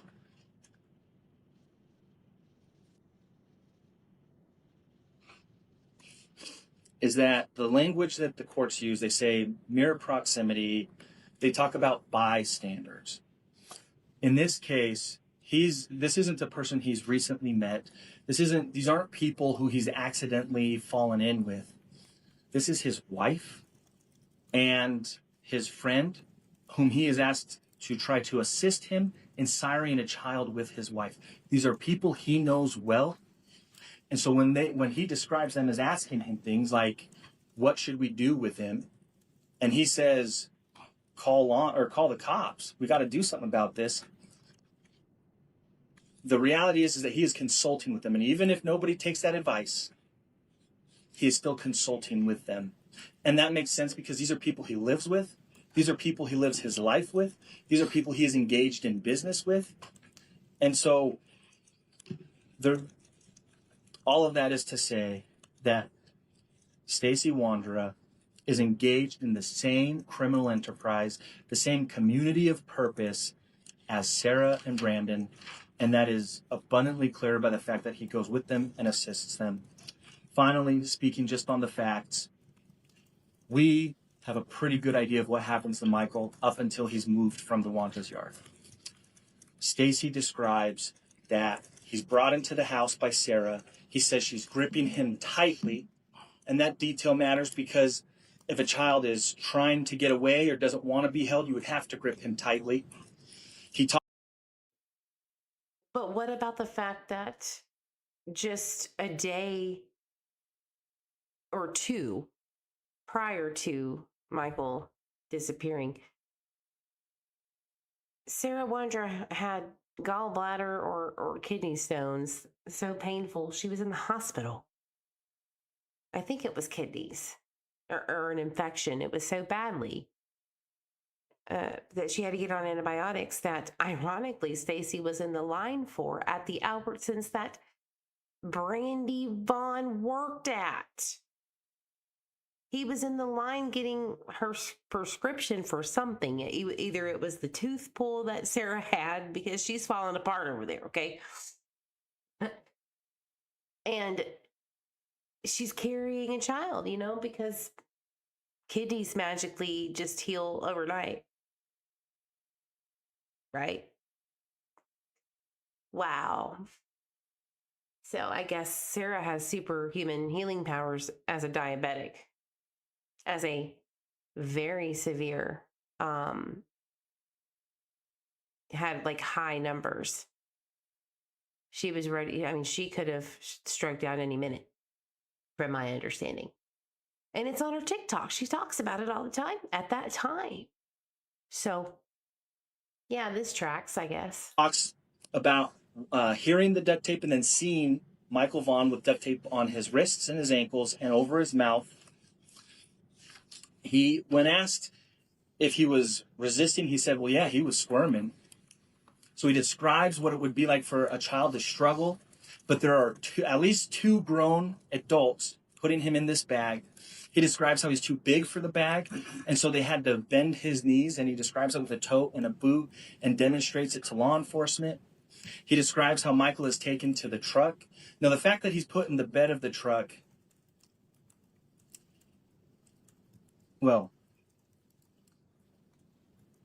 it makes sense when they stop on 8th Street that they don't know what to do with him, and that's where he was originally. Stop. So we know it makes sense. He questioned his own thoughts and words, because he's like, no. But we're gonna have to go with it. We gotta wing it. We're here. They had to stop at Southwest 8th and 9th Street, right next to Michael's house. You know, that they could be looking for him at this point. We're gonna stop right there and check on the boy, because don't be suspicious. Don't be suspicious. Found. That's what Stacey's testimony is that he was found on 9th, but they stopped right outside that neighborhood and they checked to see if Michael's alive. If their intent was to try to abandon their criminal enterprise and drop Michael off, it would make sense to have him in the back of the truck where they could just drop him off and leave. But when Brandon goes to check on him, right after that discussion, or right after that happens, they have a discussion and they say, we got to get out of here, we got to go. So an argument that whether or not it's credible to put Michael in the back of the truck, I would argue that it makes sense. Granted, credibility is not an issue here. Once they convey Michael, they go to Cuna and they put him on the side of the house and they leave him there. Stacey's adamant that he's still alive at this point, but then they get into their vehicles and they leave. They tow the Mercedes. Brandon's the one driving that. But then they get into their vehicles and they leave. And they leave him there. Here. Once they convey Michael, they go to Cuna and they put him on the side of the house and they leave him. Now it's the side of the house and they leave him? They take Michael to Cuna and leaves him on the side of the house? But I thought that's what they were insinuating they did at the in between the fence line of the Starkeys and the Wondras house, because that's where his live scent track. I am so ready to just go nuclear, because this is bullshit. The PR team over there is doing a great job convincing people something happened when it didn't. But I'm going to definitely campaign the hell out of the fact that this is the worst case I've ever heard of in my life. Wow. Left him at the side of the house and went about their business? Oh, okay. There. Stacey's adamant that he's still alive at this point, but then they get into their vehicles and they leave. They tow the Mercedes. Brandon's the one driving that. They tow the Mercedes, tow strap brakes. They get back into Fruitland, and then they just start trying to blend in. The court heard evidence that they put the picture on the fridge to try to blend in with everyone else. So they had a picture of Michael in the house. Oh, for Christ's and they described sake. that as an effort to blend in. After Michael goes missing, a series of actions are taken in that household. They get rid of 2 of the 3 cars that they're driving, both of which are implicated in having been used or involved in the kidnapping of Michael. They get rid of their phones. The testimony, I believe, that was elicited from Detective Kelleher is that Stacey destroyed one of the SIM cards and he said, I don't want them following me. At the time that this occurs, they've had interviews with law In case enforcement. Arisa, They've made Arisa. statements to the effect of, we're in trouble, we need to get our alibi straight. And so so he knows that he's being looked at by law enforcement when he makes the decision to break that SIM card. They get rid of their furniture. Great comment. Did he just testify to a complete speculation? He did. Yep. And their text messages of that day are deleted. No evidence needed. At the end of the day, what the court has before it is a man who felt pressured because he thought he was giving a competing confession to his wife. The statement was elicited that during a phone call, she said, I won't testify against you. And he said, I won't testify against you. Clearly, there's concern from both of them that they would testify against one another. He wanted the benefit of a deal, but he didn't want to implicate himself. He even told the detectives when they began questioning him, and he wasn't talking about Michael very much, and they said, you're not really giving us much, or I'm paraphrasing here. And he said, well, it's like the Miranda. Well, you're not really giving us much to give you a deal. What are you wanting? Well, when we listen to, not tonight, obviously, but when we listen to the footage of Stacey prior to this false confession that he later recants, you could tell that he's kind of hinting at the fact that he wants a little monetary compensation. He doesn't say it now, but you can tell he's like, I really feel like I deserve something for what I have done for you guys. I mean, there's nothing else I can say. He says it 26 times. There's nothing more I can give you. There's nothing to give you. At some point, you have to give me something. He's literally saying, I'm about to false confess with your ass, depending on the price tag or depending on what I can get out of it. You can see it happening in real time. If you ignore the fact that you think a crime happened because he's about to later on tell you he did or that he's aware of, it didn't happen. Sue me if it's not true. You can't because there's no evidence. So this case is bullshit. Thing, I'm going to get hemmed up. So he is letting them know, because the Miranda warning is that anything you say will be used against you. He's letting them know that if he tells them the story, it's not good for him legally. He understands that. And based on the story that he gives, he tries to walk that line, and he's pretty clever about it, frankly. He writes himself out of every bit of every event, every piece of evidence. He says, no, I didn't destroy things. That was them. Or at least he tries to, but he makes a few errors along the way. He does make the error when he says, trying to say that he wasn't there when Michael was abducted. He says, I remember when talking about 8th Street, and then backs up and says, I mean, Sarah told me.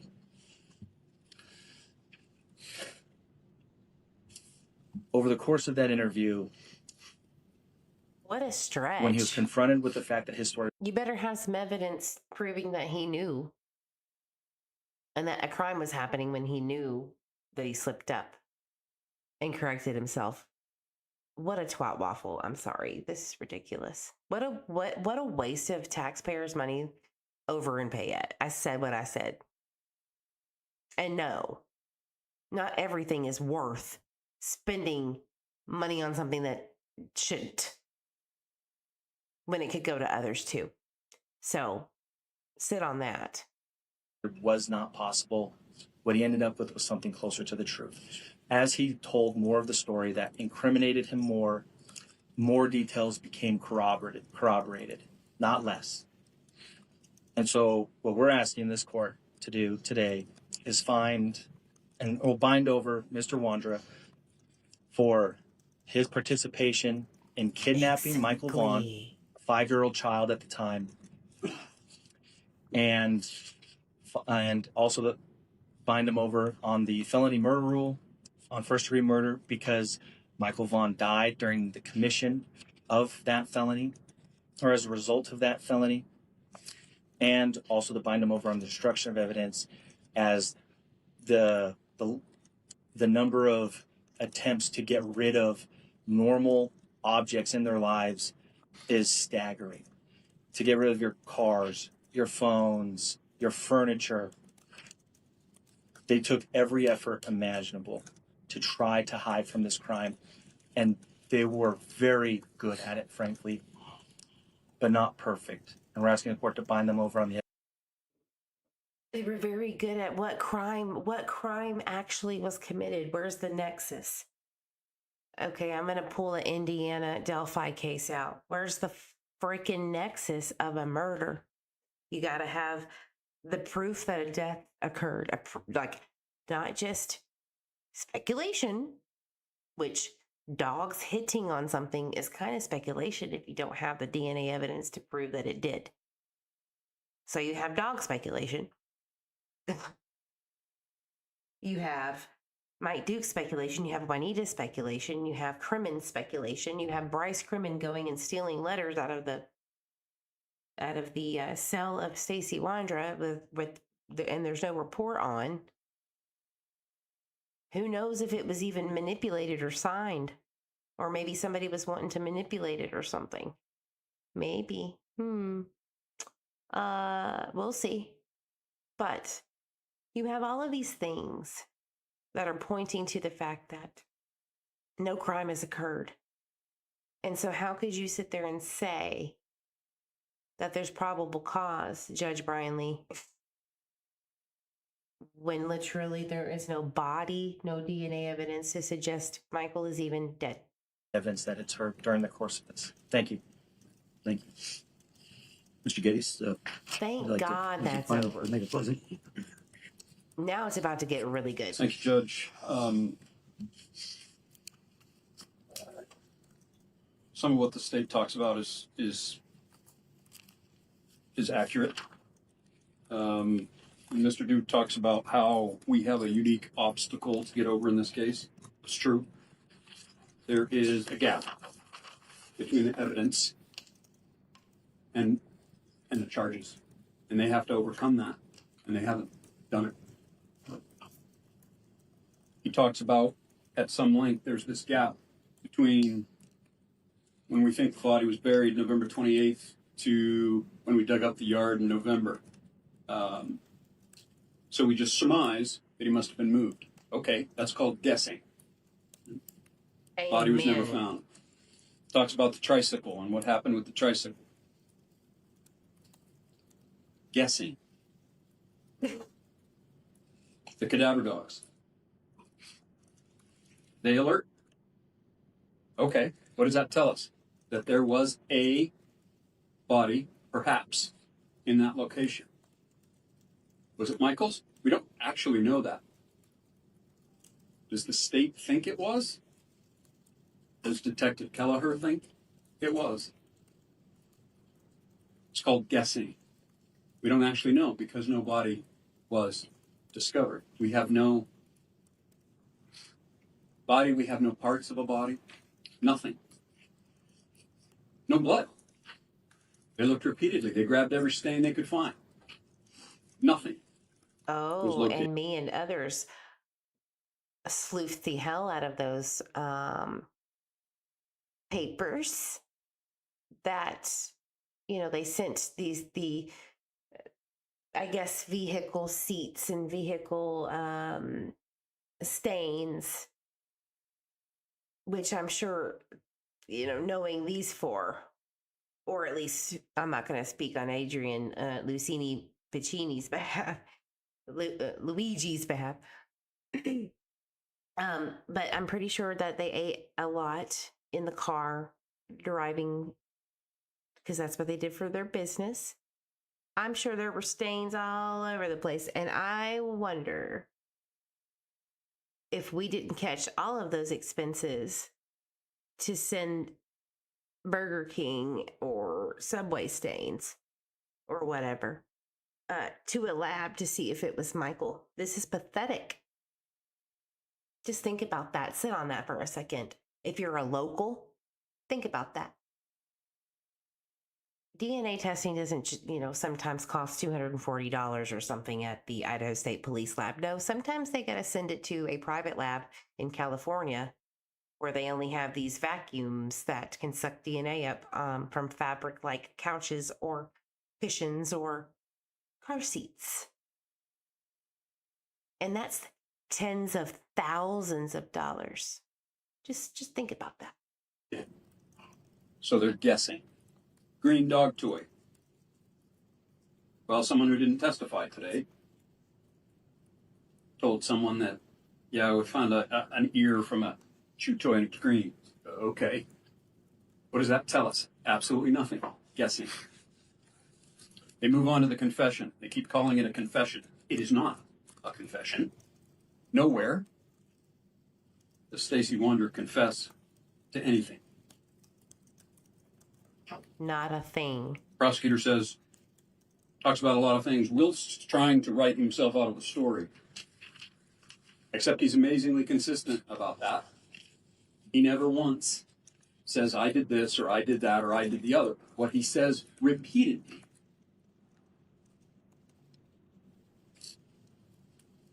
is what I saw others do, what Sarah told me. And so Detective Caliper says, well, I don't believe that. Okay. She's entitled to that. But it's I love this for her. I hope that like embarrasses her low key, because I really do. Because this is pathetic of a case. If this is all you're going after is conspiracy or circumstantial, you have every right to believe that doo-doo, Miss Ma'am. But what you gonna do about it? How you gonna prove it? called guessing. Prosecutor has cited some cases to you. In the first one he cited, there was actually a body. There was evidence of a crime.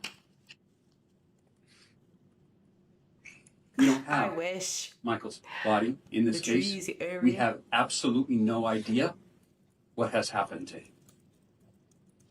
Frankly, we don't even know if he's deceased. Maybe you think he is. Maybe Detective Caliper believes he is. Maybe the state believes he is. But we don't actually have any evidence that he's actually deceased.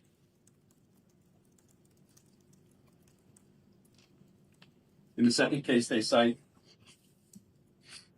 he's hanging out with the stealingest man in the county.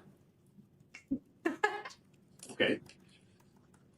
That's not particularly applicable to this case. Stacey isn't saying, well, my wife's the kidnappingest, murderingest woman in the state. He has no idea what she's up to, has no idea what she's about to do. To commit a crime in the state of Idaho or in any state in the United States of America, there has to be a union, right? A union between intent and an act. Mens rea, that intent, and the actus rea, the act. The state has to establish probable cause that Stacey Wondra had the intent, and then he followed up with that intent, and he acted upon it. Nowhere have they established that union of mens rea and actus rea. They have guessed at it. They have guessed that he's not telling everything that he knows, I or love that he's his not snark. being entirely Love honest. It's guessing. Nowhere in this case does Stacey say, I did this, or I was involved in it. He's stunned, he's shocked, he's appalled, and he doesn't know what to do. He's stuck in a nightmare that he didn't see coming, and he didn't know what to do about it. That's not murder. That's not kidnapping. It's trouble, but it's not a crime. Now, so his attorneys doesn't have to. That kind of sounds like he believes the theory somewhat of the prosecution in terms of like the others being involved. And he might. It doesn't really matter. He's only going based on what the prosecution is offering what happened. He's just refuting it as if just for argument's sake. So I just wanted to like kind of put that in your heads, because some people were like, it sounds like he believes this nonsense in some way, and it's not about that. It doesn't even matter what he believes in on that part. It's what, first of all, can be proven, but secondly, it's what the prosecution is laying out. So he's just basing it for argument's sake on what they're saying their theory is. We get to this issue of duty to report. And this is sometimes hard for civilians to kind of wrap their mind around, Judge. But a citizen has absolutely zero obligation to report a crime. Period. There are no qualifiers to that. Now, there are some mandatory reporters. Even attorneys can be mandatory reporters if we believe we've received information that someone's about to be in imminent peril or perhaps death. The ethical obligations we're under requires us to report that. There are certain mandatory reporters, doctors, for instance, counselors have to report sexual abuse, things like that. There are mandatory reporters, but regular citizens going about their business have zero duty to report a crime. And there's no criminal liability that comes appurtenant to fail to report a crime. That's the law. Now, we can talk at great length about our moral obligation or our ethical obligation. Very subjective topics that we can debate all day long, but we're in a court of law. And in a court of law, it's not a moral obligation. We don't get charged with a crime for failing morally not to tell someone about something that we see. There's no criminal liability there. Stacey Wondra gets caught up in something and he doesn't report it, and he regrets it terribly, but that is not a crime. We've talked at some length about shared criminal intent, community purpose, aiding and abetting, co-conspirators, essentially, right? Stacey is not charged with aiding and abetting. He's not charged as a co-conspirator. Prosecutors, right? Co-conspirators are considered principals, but he's not actually charged with that. He's charged with felony murder. He's charged with kidnapping. And in the course of that kidnapping, the child dies, so that makes it felony murder. That there was a shared criminal intent, a community of purpose. There was no such thing. And back to their initial statement of this is a unique obstacle for us to get over, it's true. Because they have to figure out how to make him a co-conspirator, because he isn't. By his own words, by everything he said, he had nothing to do with this. They walk into the house with this child, and he's like, what the fuck? He had no idea.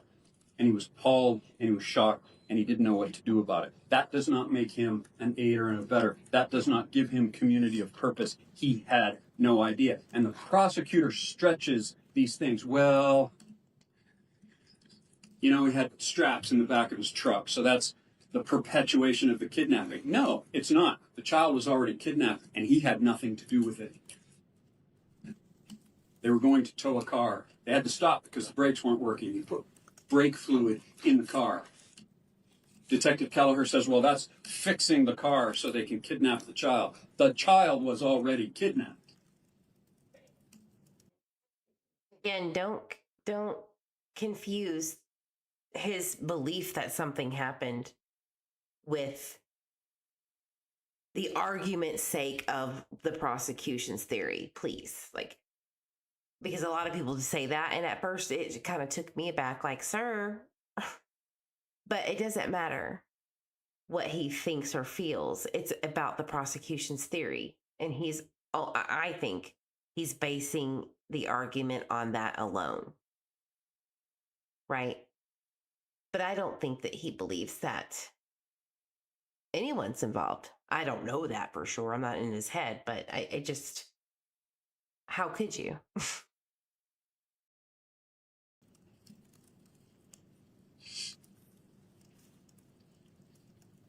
Standard jury instruction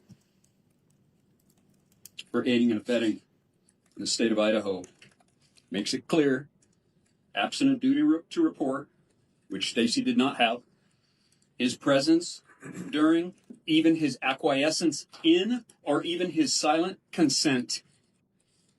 That also brings us to the lack of evidence in this case, and I get it, Judge. It's a bad case. It's ugly. It's hard. This is every parent's worst nightmare. We so desperately want to find Michael Vaughan. We so desperately want to know what happened to him. His mother and father, his family and friends, they are entitled to their grief and their anger and their outrage. Nothing I say here today takes that away from them.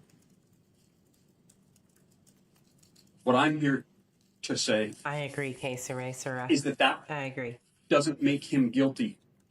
We so desperately want to know what happened. We so desperately want to hold someone accountable. But that doesn't mean you meet the elements of probable cause to these offenses. Amen. There you go. There are no witnesses, Judge, in this case that say, yeah, I was on 9th Street or Arizona or 8th Street or wherever, and I saw Michael Vaughan and I Like saw the this Capone maroon case GMC pickup pull up. did. And then I didn't see Michael Vaughan anymore. There are no witnesses like that. None. Zero. No admissions or confessions or incriminating statements from Stacey. I know that Detective Kelleher doesn't believe him. That's not enough. That's guessing. No forensics of any kind. They did all the forensics. We have 20,000 pages of discovery plus.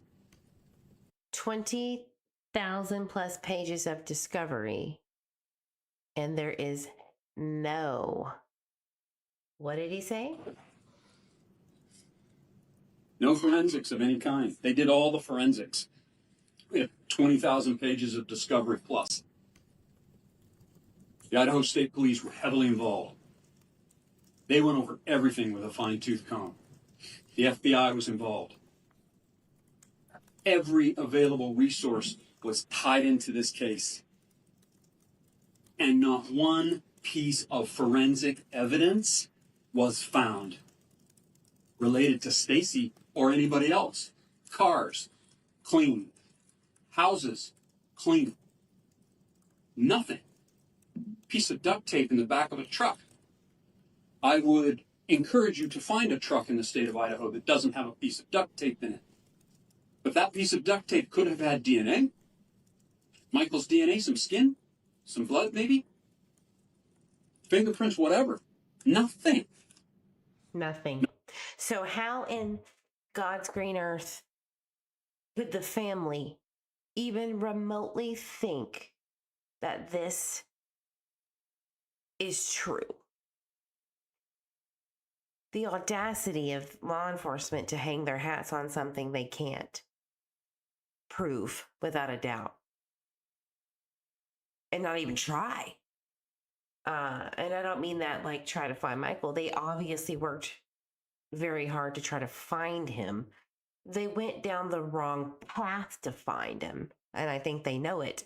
And I feel that this is a malicious prosecution because of what it did to them. It shamed them to be told that you're going to find this boy who you've been looking for and your heart's invested to be trolled, basically. I understand the anger from this side of the world here. but it doesn't make it right to hem him up on it when he didn't do it. It's not going to just magically go away. You might feel good for a few months, but you're going to know that the real perpetrator has the knowledge of where he is, and it's going to eat away at you slowly anyway, law enforcement. So you might as well just do the right thing. That's where they messed up. No forensics of any kind. All of the state's resources, all of the federal government's resources poured into this case, and nothing indicates Stacey had anything to do with the abduction of this child.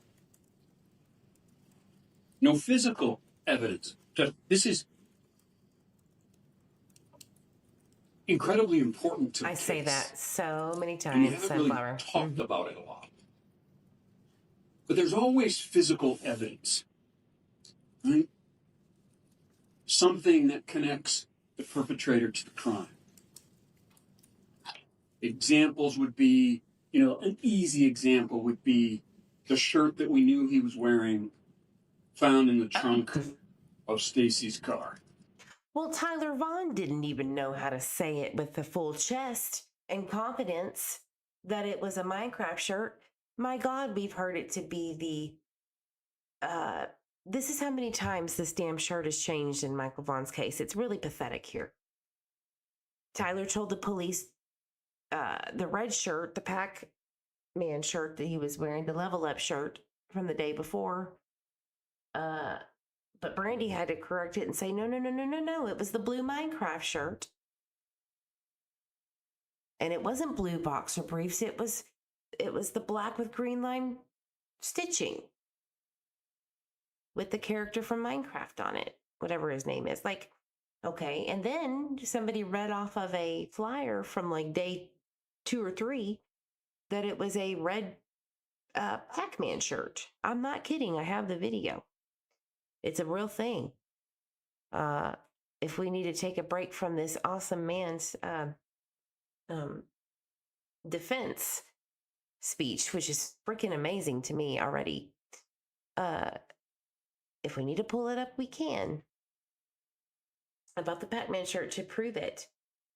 This is how many times it was intentionally mucked up for everyone to be scrambling. And that's what they're doing now. I'm going to find that video. Here it is. Here, I'm just going to play it from my phone. Blue Pac-Man shirt. A blue Pac-Man. Blue Pac-Man. Information about Michael Joseph Vaughan, known as Mikey, and MJ2. His family, please contact Fruitland Police Department, Idaho. Thank you. That was a local that was bullied into taking that video down. Thank God I captured it. It was on August 2nd that it was uploaded. But it was a blue, she read it from a flyer, blue Pac-Man shirt with light blue boxers. Now, Tyler had to say fucking Pokemon. He didn't even know to this day. He almost barely remembered his birthday. I would not be proud of a man like that, who doesn't back me if I had a missing child. Yeah, gloves are off now, guys, because this is a man's life at stake, and 3 others potentially. Gloves are off. Or in the backyard of his house where he's living, or in the crawl space under his house. A shoe that was known to be Michael's found in the truck. Simple, basic thing, evidence that connects a perpetrator to a crime. There is nothing of the sort.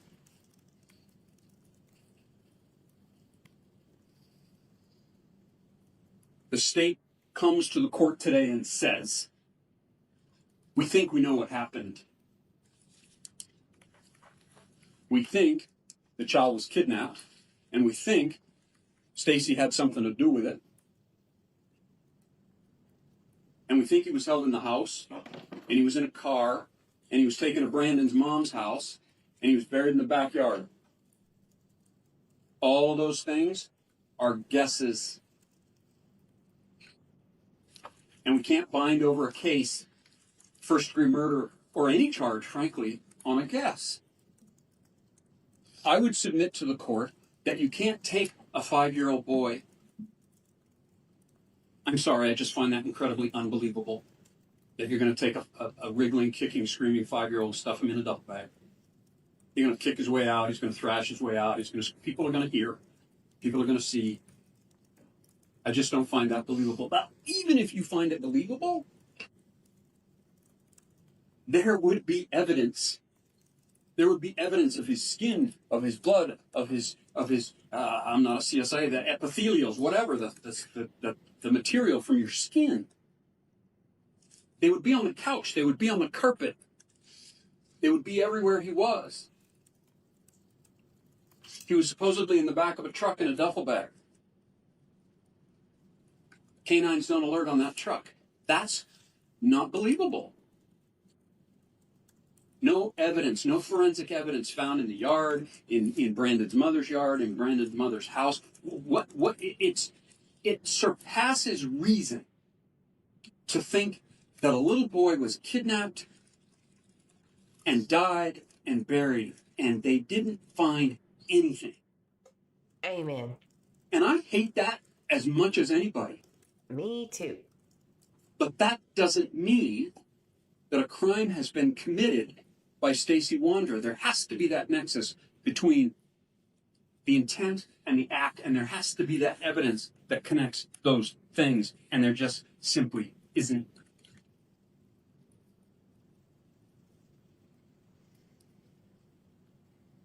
You may not like it, may not believe it, but at the end of the day, what Detective Kelleher thinks, what the state thinks, it doesn't matter. It's what they can prove. And they haven't proven anything. And it's not a trial. It doesn't have to be beyond a reasonable doubt. Is it more likely than not that Stacey Wondra kidnapped that child and he died in the perpetration of that kidnapping? No. They have not submitted evidence that even establishes probable cause. A common...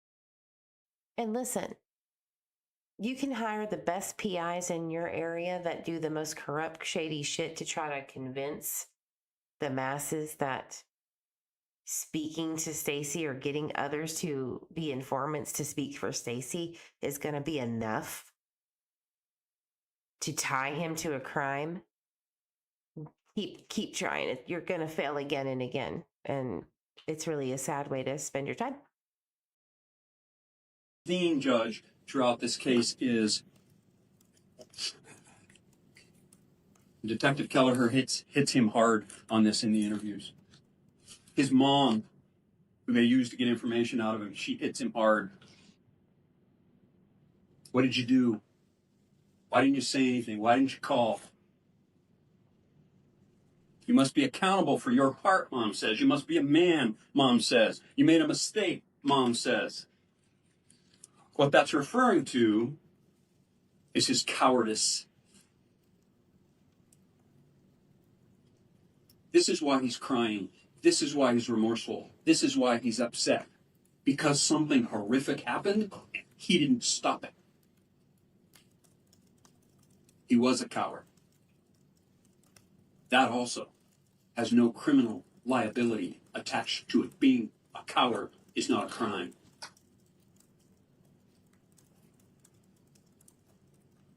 Judge, even if you believe everything that Stacey Wondra said, and I don't think we can believe any of it, changes his story constantly, lies constantly. Much of what he says just simply isn't believable. And all of his story that is put together about what he saw and where Michael Vaughan was and what happened, none of that is corroborated by evidence. If any of it, even a bit of it, was corroborated with any evidence, game on. But it hasn't been. Nothing. Even if you believe everything he says, he still didn't commit a crime. This is not guessing court. This is not hopeful court. This is not, we have a pretty good idea court. This is a court of law. And a court of law requires evidence to prove a crime. And they haven't done that. And I know that it's hard. But they have to prove it, and they haven't. And you cannot bind it over to district court. I would concede there is probable cause, there is evidence for count 3, destruction of evidence related to phone, SIM card, other things. I concede that. That's the only crime they've established probable cause to proceed. All right. And that Thank was you. a good kind of a last ditch effort. Like, look, if you're going to do anything, get him on some destruction of evidence. And it doesn't even have to be tied necessarily directly to kidnapping or murder. It could just be the persistent violator at this point, because if you don't charge on murder or kidnapping, the rest means nothing. So he kind of was like, they can come back and do something like that, or if we want to just settle this with a destruction of evidence, get him on that. That's way better than facing a death penalty. He did an excellent job. That was an excellent I'm going to closing argument. take So- this. Brian, Judge Lee, even though he basically stopped everything and said during Juanita's testimony with all of this footage of Stacey changing his story, he basically said, "Do we really need to see any more?" Which was the bias that he obviously showed, meaning he probably made up his mind about where he's going to go. So I already kind of had a feeling that that was the case, that he was going to rule against Stacey on that alone. But Under advisement for a few minutes. so he come goes back to his on chamber to and announce a decision. It's my intention to do that this afternoon. do what he Give me a does. recess. Please rise. The decorum and the dignity shown by everyone that came and was here for much of the trial. Certainly the professionalism of the marshals in maintaining a good order and the preparation and skill of counsel in making the presentation of this case. Mr. Wondra faces in this matter for preliminary hearing today 3 counts, 3 alleged violations of law: murder in the first degree, kidnapping in the second degree, and destruction or alteration or concealment of evidence about to be discovered in the investigation of the commission of a felony crime. The question before us is not the question that's asked at the end of a trial. And at a preliminary hearing, there are specific questions being asked, and the evidence must meet or must answer those questions in order for a case to proceed to trial at all. The first of those questions under Criminal Rule 5.1 is whether or not a public offense has been committed. And then thereafter, is there probable or sufficient cause to believe that the defendant committed those offenses? In order to make that finding, a judge must find that the probable cause has been presented, and it must be based on substantial evidence on every material element of the offense charged, or in this case, the offenses charged. The evidence presented in this case supports the conclusion that Michael Vaughan was abducted, he was secreted away, and he was killed in the course of being secreted away.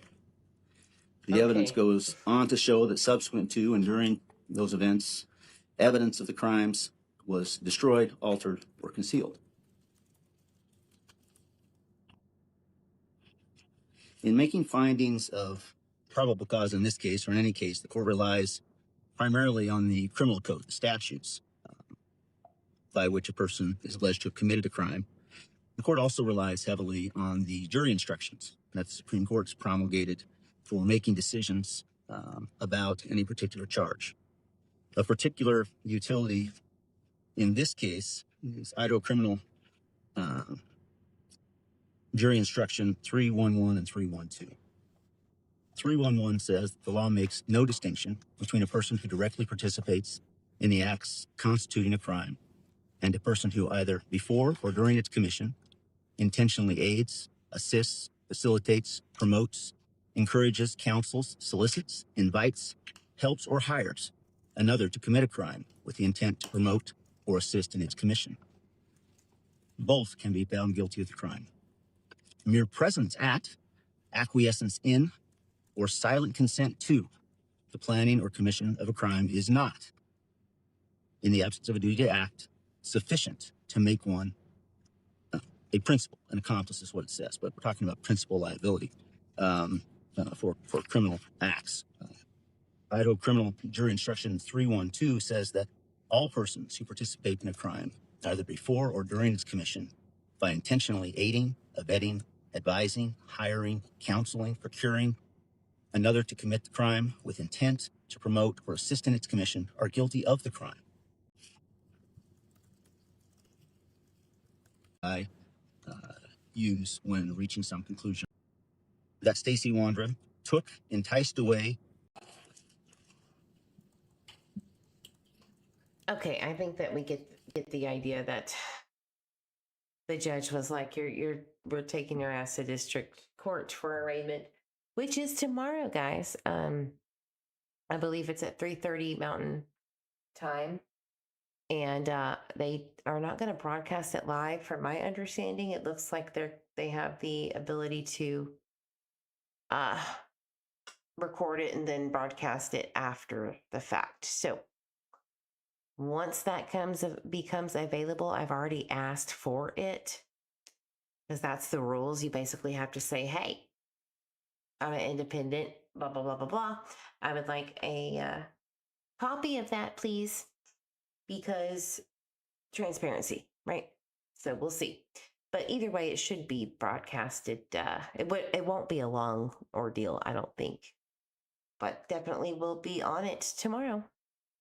So thank you guys for being here. That was long, wasn't it? I appreciate you waiting it out with the sound errors. I'm sorry about that. Thank you for being here with me. Stacey Wondra is innocent until proven guilty, and there is no evidence to suggest he had anything to do with any crime related to Michael Vaughan.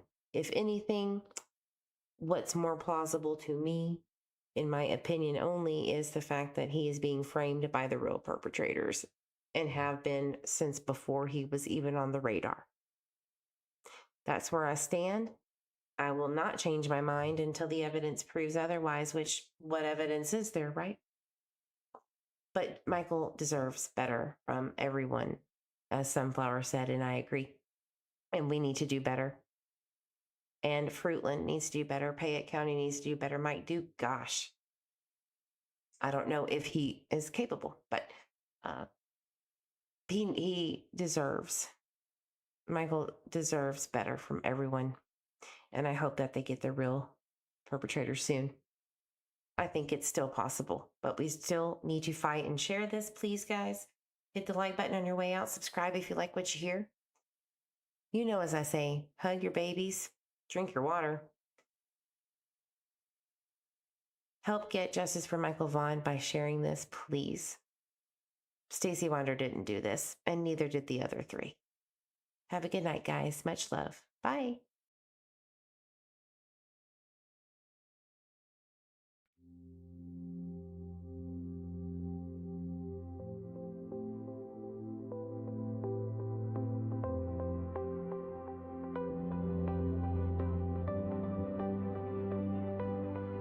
I'm sick of wasting time. I'll take a step back from all of this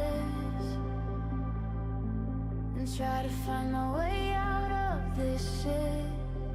It's a labyrinth and I keep stumbling.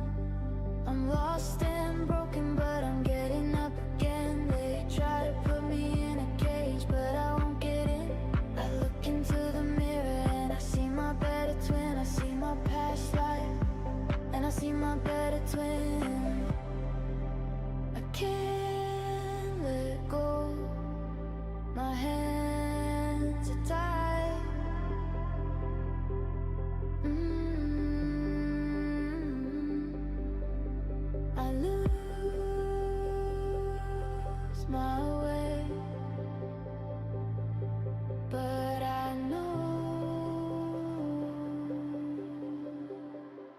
I'll find my way to the puzzle of truth.